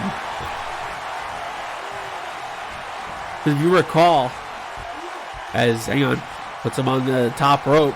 Oh, swing, neckbreaker off the top. If you recall, when Silverstein was King Crimson, there had been some kind of deal broker between the Red and the court. Yeah, and Troop is at the center of that. Yeah, and I think Silverstein remembers that. And I think that's one of the underlying reasons that Max is so angry at Troop. Yeah, there's definitely some ulterior motives. What they are. As bat blade by Cole. And now hits the neck breaker. As Cole keeping Trooper in the ring, Matthews had a hand out for a tag, but got him up. Batarang. There's now a cover. Matthews breaks it up.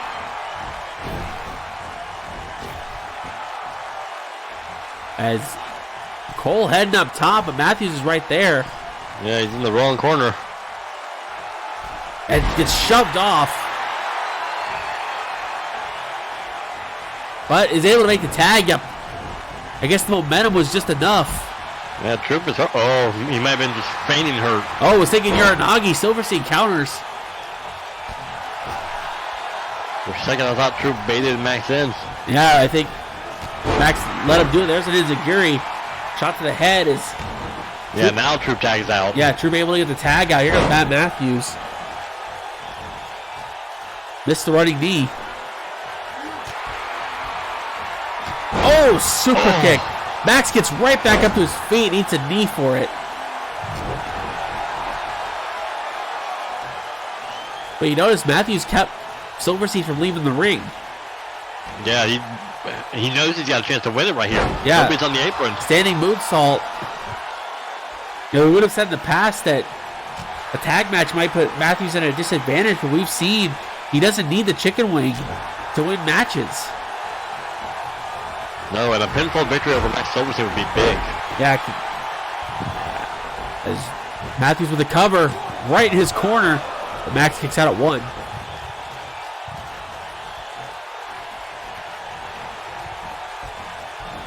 Just throwing him out to the apron. As, we haven't seen this all night. Except slingshot versions. Death DT.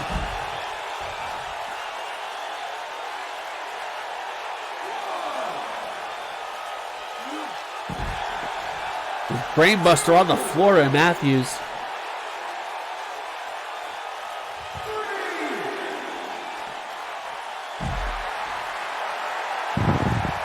Both men fighting on the floor.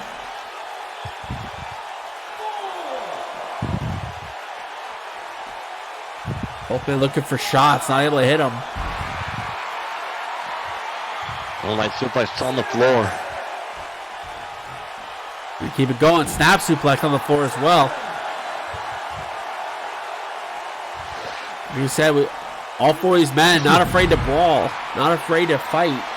Yeah, and interestingly, even though it's to the corner, Troop doesn't seem very excited to get his hands involved. No, it doesn't. Which I'm sure Max will call him out on that later. As Shining Wizard on the floor. Kicked him on the floor, so obviously does double damage. That's right, Max, but you got to beat him in the ring. Yeah, get him back in the ring, pin him.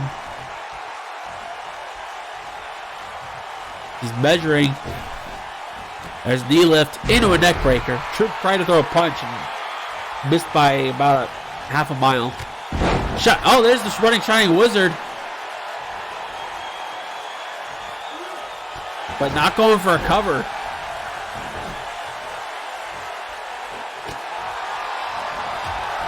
Oh, there's a shot to the chest. Then a drop kick. But we got a lot of it in this match. Mac gets him up. Setting him for the spiral. Silver spiral connects. In his own corner as well. They get him a little bit away from the rope so he can't get his foot on the rope. Gotta cover everyone in the pool. But Matthews kicks out. Troop takes out Cole. His soul butt. Off the ropes. Drop kick. And another. Ducks the right hand up and around into a neck breaker. But now Max fighting this alone. Cole on the floor. Now shot to the knee. Off the ropes. Shining Wizard. Matthews busted open. And now, another shot to the face. That rocked Matthews for a moment. I was going to say, interestingly, this is another night that Max Silverstein's fighting 2-on-1. Now hip toss into a neck breaker. Very nice. As Troop gets tagged in. This is who he wants. Oh, he probably didn't want that. No, he did not want that or that. And definitely not that. As everyone on the floor now. There's only 2 men fighting. Yeah, this fight spilled out of control. As expected. Troop with the lefts and rights.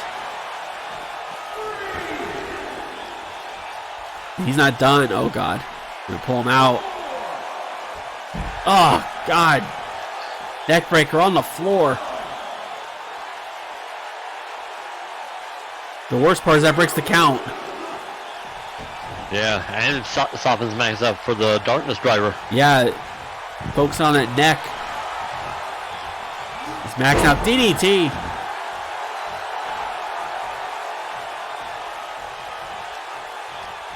I was thinking Max might want to make a tag, but I know he wants to get his hands on. Yeah, I think the want to get his hands on Troop might be too much, as Troop busted open now.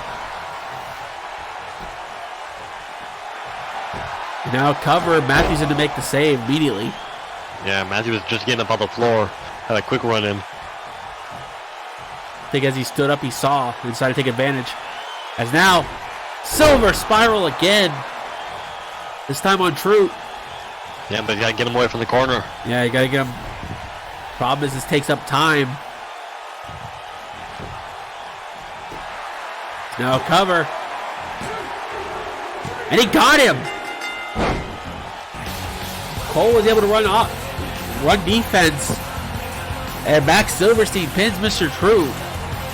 The winners of this match, the team of Max Silverstein and Cole Rayner. Max and Cole pick up the win.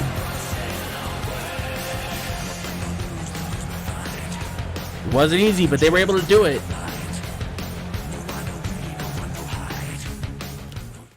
And with that, we've come to our main event of the evening.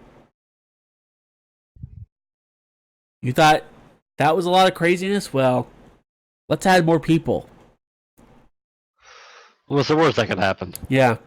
As we have a 6-man tag team match to end things off for the night. And boy, this is going to be something. As it'll be Gil Thunderstrike, Damian Longoria, and the Green Void take on Josh Wolf, Vic T. Miser, and the Revolution champion, DJ Kraft.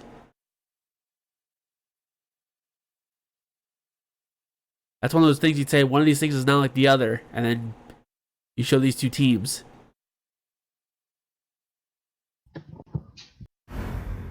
But here we go, main event time. Right now.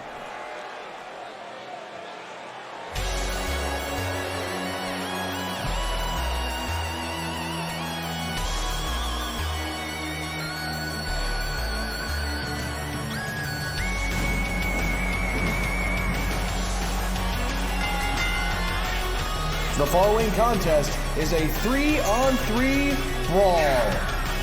Ladies and gentlemen, the winner of the 2019 Men's Phoenix Cup, Gil Thunderstrike.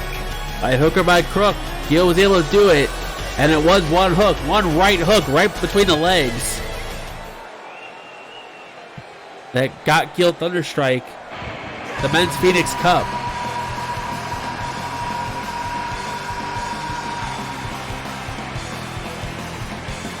On the way to the ring, from Anaheim, California, representing Kimiko-gun, the Shoot Wrestling Cyborg, Damian Longoria.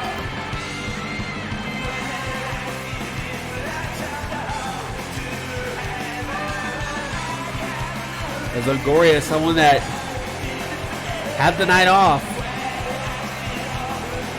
Well, I guess you could say that with how easily he was able to win his submission challenge against Archangel.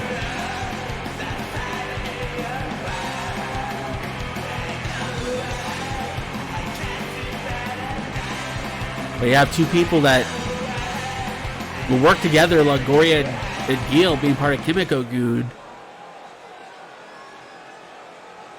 And I know their partner is not in a good mood after being unable to win the Revolution title.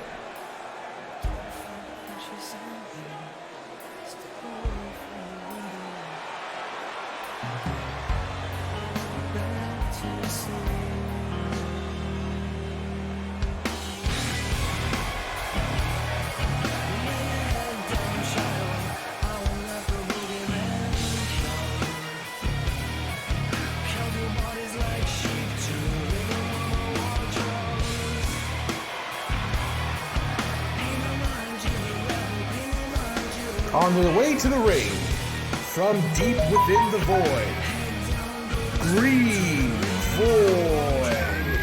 Sorry, that was Banana Phone.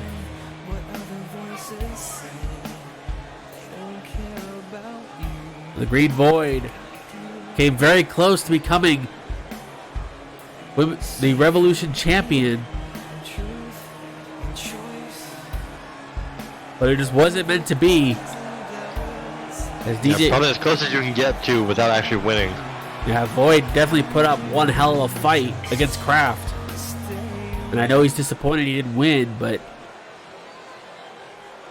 he's gonna keep his attention.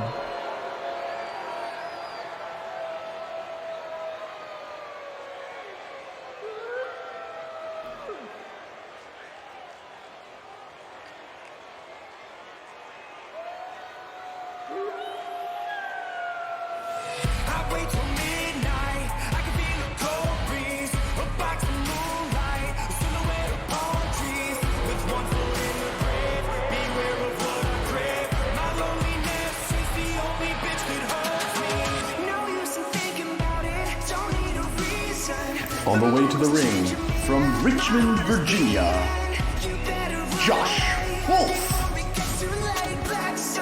Probably of the 6 men in this match, this is the one that makes probably the least amount of sense when you think about it. Although at the same time, he's got history with all 3 men in this match, just different points in time. Obviously, a lot of the long-time viewers know the history between Wolf and Green Void. And it was a loss Wolf had to Gil Thunderstrike that led Gil to getting to the semis. And of course the submission loss to Damian Longoria, we know is still in the back of his head.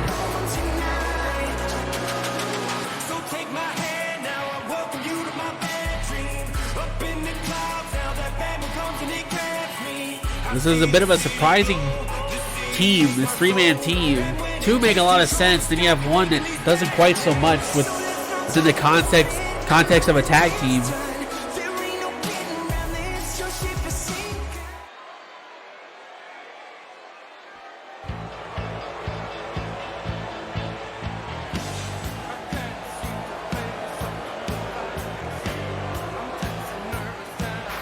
Representing the Fitzwell Fighting Systems Gym, the Psycho Killer, Vic T. Miser. Former tag team champion, former Revolution champion, and basically the big heavy for DJ Kraft. Wanted to make sure Kraft doesn't lose that Revolution title again.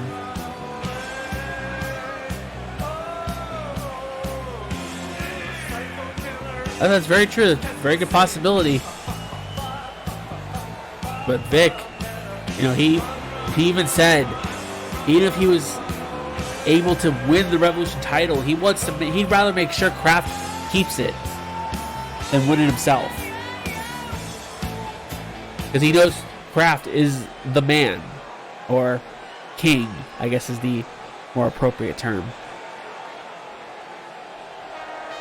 Speaking of the king,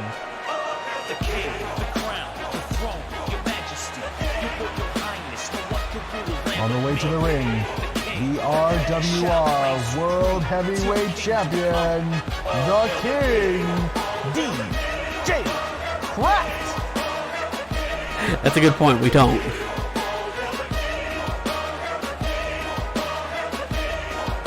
The king in his kingdom.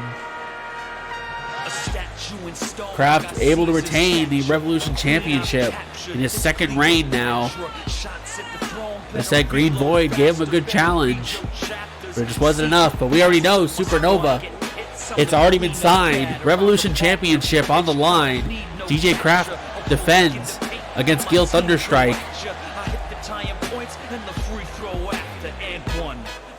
Gil winning the Phoenix Cup. Didn't matter how he did it, he still won it, which means he got whatever match he wanted. And as soon as he got the chance, he said he wants DJ Kraft. He wants the Revolution title. And he wants to right the wrong from the beginning of the season.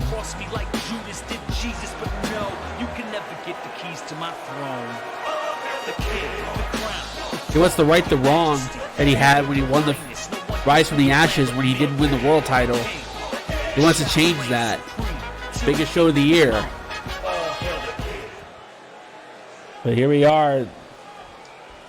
6 men in the ring. Main event time. Here we go. As we get Wolf and Gill starting things off.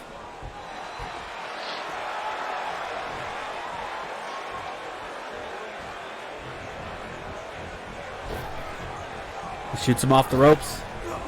Wolf swinging wildly. Gill pops up into a drop kick. As we've been talking about all night, Gill winning the Men's Phoenix Cup. You know, right after Justin Sane was eliminated, he low-blowed Max Silverstein. Went up top, hit a 50-star salute. And in 1 year, Gill Thunderstrike is undefeated in both tournaments that happened this season. In both RFTA 2 and the Phoenix Cup. Yeah, which was a feat I think many would have thought was unfathomable. I think for a lot of people, if it was ever going to happen, it would have been in a couple of years. Not in the second year. Which is why I joked about calling this matchup between the two of them a match of the flawless. We have Gill Thunderstrike absolutely flawless in tournament matches, and DJ Kraft, who is probably the best rated in championship matches, losing only 2. Jesus, double teamed by Wolf and Vic. Yeah, DJ Kraft, when it comes to championship matches, there is no one better. In 2 years, he has only lost 2. That is insane to think. And one of them was a match he was challenging, not defending. Remember that. That is a detail you have to remember. But when it comes to defending championships, he has only lost 1 match. Yeah. I've always said that ever since when he debuted that gold attire for championship matches, I always said it was a state of mind that he just became the best guy. The guy to beat, which is exactly what he was in all those matches. That there was nobody better than him when he wore that attire. And he has proven that over the lifespan of RWR. As Green Void tags in. Yeah, and it became more than just a nickname, more than a theme song. He really became king when it came to championship matches. Yeah, there was no one better. And so far there is no one better. No, there's no one. We always make the saying that, you know, the king sits atop his throne of Resurgence, but, you know, he's the top guy of all of RWR if you want to really get technical. You know, no offense to Donovan Payne, but when it comes to championship matches, Kraft, no one's better. Yeah, Kraft is the guy. And leagues ahead of everybody. Yeah, we're talking 2 years. Yeah, as Longoria tags in.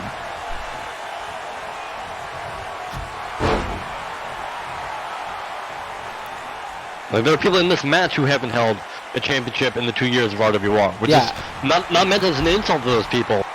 It's just how good Kraft is in comparison to everyone else. Yeah, it just shows how difficult it is to beat him in matches.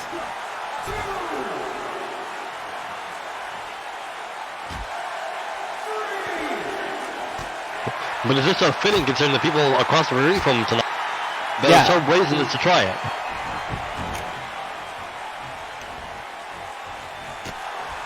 Then let's put it this way. Since Collision Course in 2018, Collision Course, that's how early in the season it was last year. Kraft has lost 2 title matches. That's it. And Collision Course, I believe, was in, what, May? April? As Wolf tags in right after Longoria. Which it's very interesting that Vic tagged in Josh, but when you remember that he is kind of the self-appointed gatekeeper to DJ Kraft, it's not that surprising when you think about it. Yeah. Actually, let me correct myself. February of 2018. We're in September of 2019. That's how long it's been. As Longoria trying to crawl to a tag. Tags in Green Void. Oh shit, here we go again. Here's a match we haven't seen in quite some time, actually. Wolf and Void. Hell, it was so long ago, Wolf had a different name.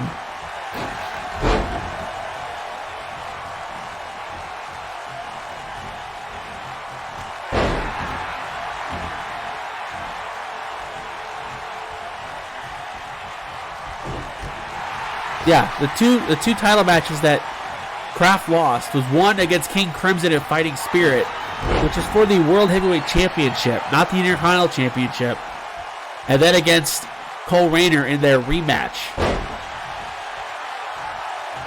That's it. That's the craziest stat you'll probably hear in all of eFeds. As Void has got Wolf, Cradle Pile Driver.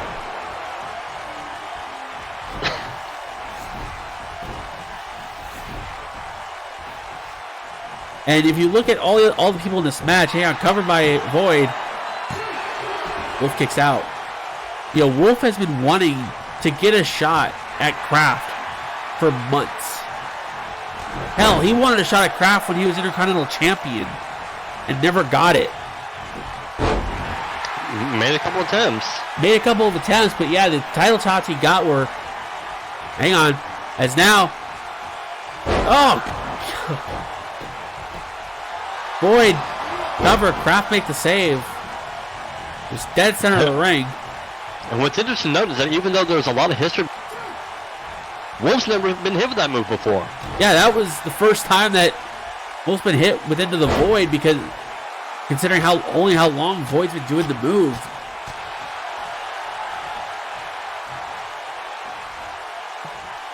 But as I was saying, like, Wolf has been wanting the shot against Kraft for a long time. He's actually gone on to say he's beaten Kraft every chance they've met, and yet won't be given a title shot.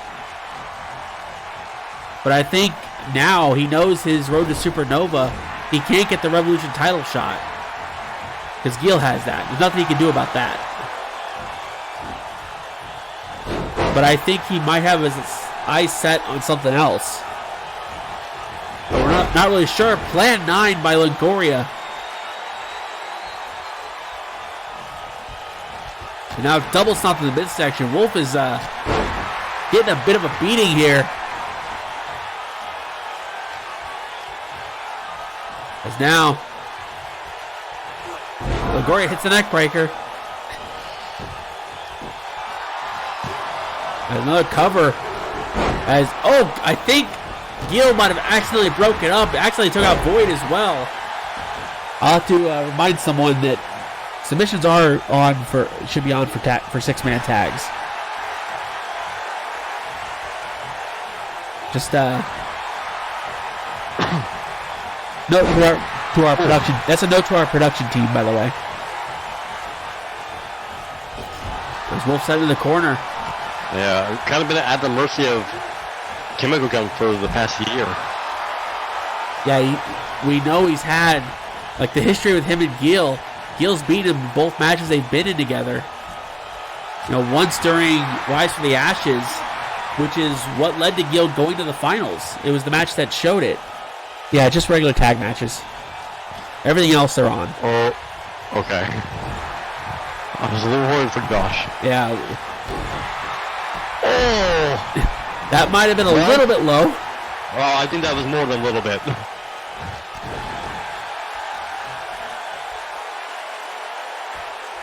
You know, Wolf has had a tendency in RWR, outside of winning the tag titles, you know, he likes to think that he's got a bit of a curse on him because he's been so close in really 3 straight tournaments, both RFTA 1, last year's Phoenix Cup, and this year's RFTA.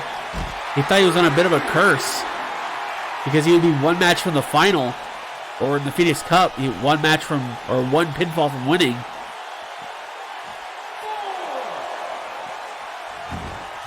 And he thinks that he's actually said that he thinks that the RWR management is afraid to give him a title shot.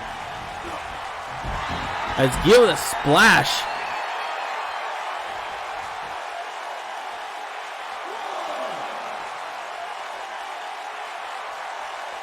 Now shoots him into the ring. I'm sure Lily's not appreciating all the shots that Gil is doing to the lower region. Yeah. But to briefly touch on Vitakraft's history, it's important to remember that as the Intercontinental Champion, never defeated for it. Yeah, and one of the people that challenged him is going to be challenging him again. Yeah. The difference is now the title. Much bigger stakes. Much bigger show. Yeah, Gil was the first challenger for Kraft as Intercontinental Champion. Challenged him multiple times. First in the chamber that Kraft won, and then one-on-one a month later. So these two have history as well. It may not be on Gil's side, but he has history. Speaking of on his side, oh, spider suplex. Well, on the plus side, he didn't get the setup that Max Silverstein got. Yeah, 50-star salute connects. As Vic makes the save. Wolf is just getting the crap beaten out of him in this match. As Very Gil, strong showing for Kimiko Gun tonight. as Gil grabbing Vic, I think he was going for Wolf, but Vic was already down. It's a large man to try and move. Well, that's one way to do it. Yep, Wolf basically saving Vic. Well, I was going to say, it looked like Gil was trying to use Vic as a weapon. Yeah, he tried to, it just didn't work.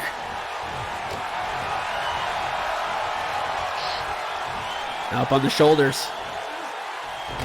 Ooh, kicks him right in the head. Just about caught him on the ear. Yes, Kraft and Vic want the tag. There's not going to get it yet. Drives the knee in the back of the neck.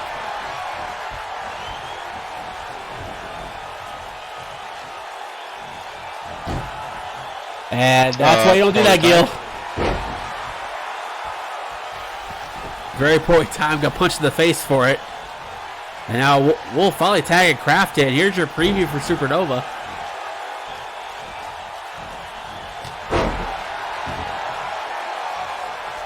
We gotta wonder. It's what I've said in the past. Did Gil get hot at the right time? Can he keep the momentum going? It's one thing to win the tournament. It's another to actually win the title. As got him cradled. Only two. We saw when he challenged Justin Sane for the world title, he wasn't able to get it done. And now Kraft's a whole nother monster. As Gil going for something. Going for something else. Crash and burn. Ref? Vic distracting the referee. I actually missed Vic. Kraft able to kick out, but Gil bring out the crash and burn. You figure he would have brought that out at Supernova. Not give Kraft a chance to know about it now.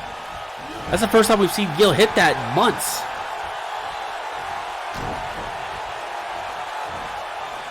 Now, stiff powerbomb.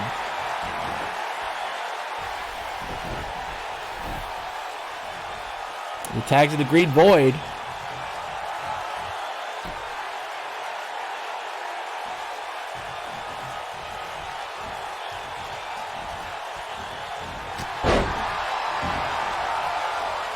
There's now Kraft. In a rematch. Yeah, rematch from Saturday. Now up and around. DDT. This void rolling the outside. Kraft gonna go out after him. One thing you can never say about Kraft, you can't say he won't bring the fight to someone. You know, really, he hasn't backed down from challenges. I think Wolf's been probably the exception, but there's been. I think it's because management would rather put him against people that give him good matches.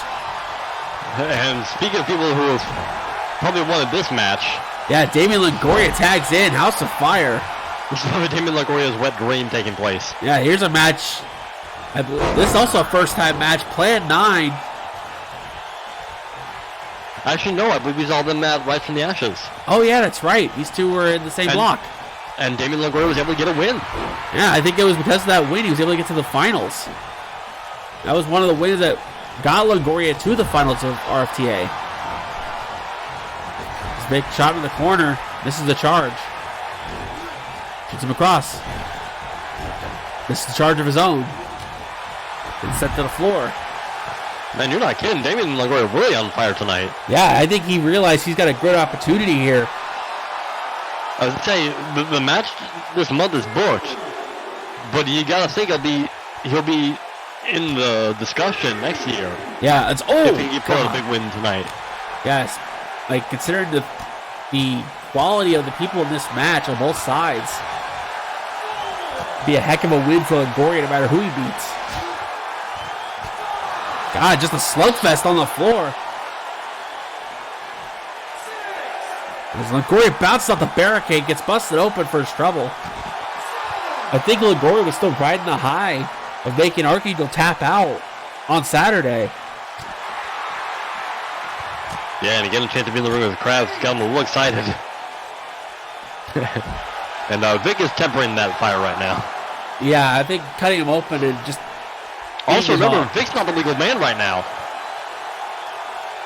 Or at least I thought he wasn't. I think he is. I completely miss his Technocraft. Longoria finally gets Vic away from him for a moment. And, I was about to say never mind, then. It's now Longoria in the corner. Super kick to the face.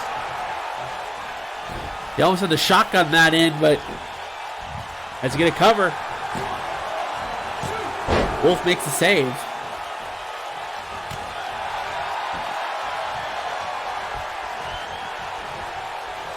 Oh dear.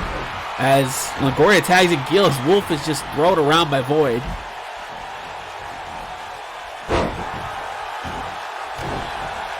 Like I said, the teamwork from Kimiko Gun very strong tonight. Yeah, Kimiko Gun and Green Void actually working really well together. And yeah, I think they got some momentum. Kimiko won earlier tonight. Yeah, Kimiko won earlier. Oh God! Right in front of the referee. Ladies and gentlemen, Gil Thunderstrike has disqualified his team. And again. Just out of nowhere.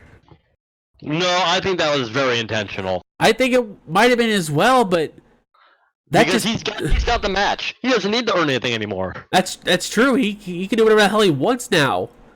He's already got the title shot. Why risk damage? I guess he realized with Vic in the ring with him, he was like, I'm just gonna do this and get the hell out of here. Maybe he's just tired. Maybe sending a message to Kraft. I don't know. It's so confusing. It's one of those things that I don't know what to think, but yeah, that's Kraft's backup. But it's gonna be interesting to see where things go from here. But that'll be it for us tonight. What a wild finish that was, and abrupt. But fitting, surprisingly. Very fitting, considering how the Phoenix Cup ended. We will be back next Thursday, as always. You know, we continue the road to Supernova. Excuse me. Words, they are hard. As I'm trying to find someone to host, don't mind me. But for all of us at RWR, I'm commentator Josh. He's commentator Cody. We will see you guys next week as we continue the road to Supernova.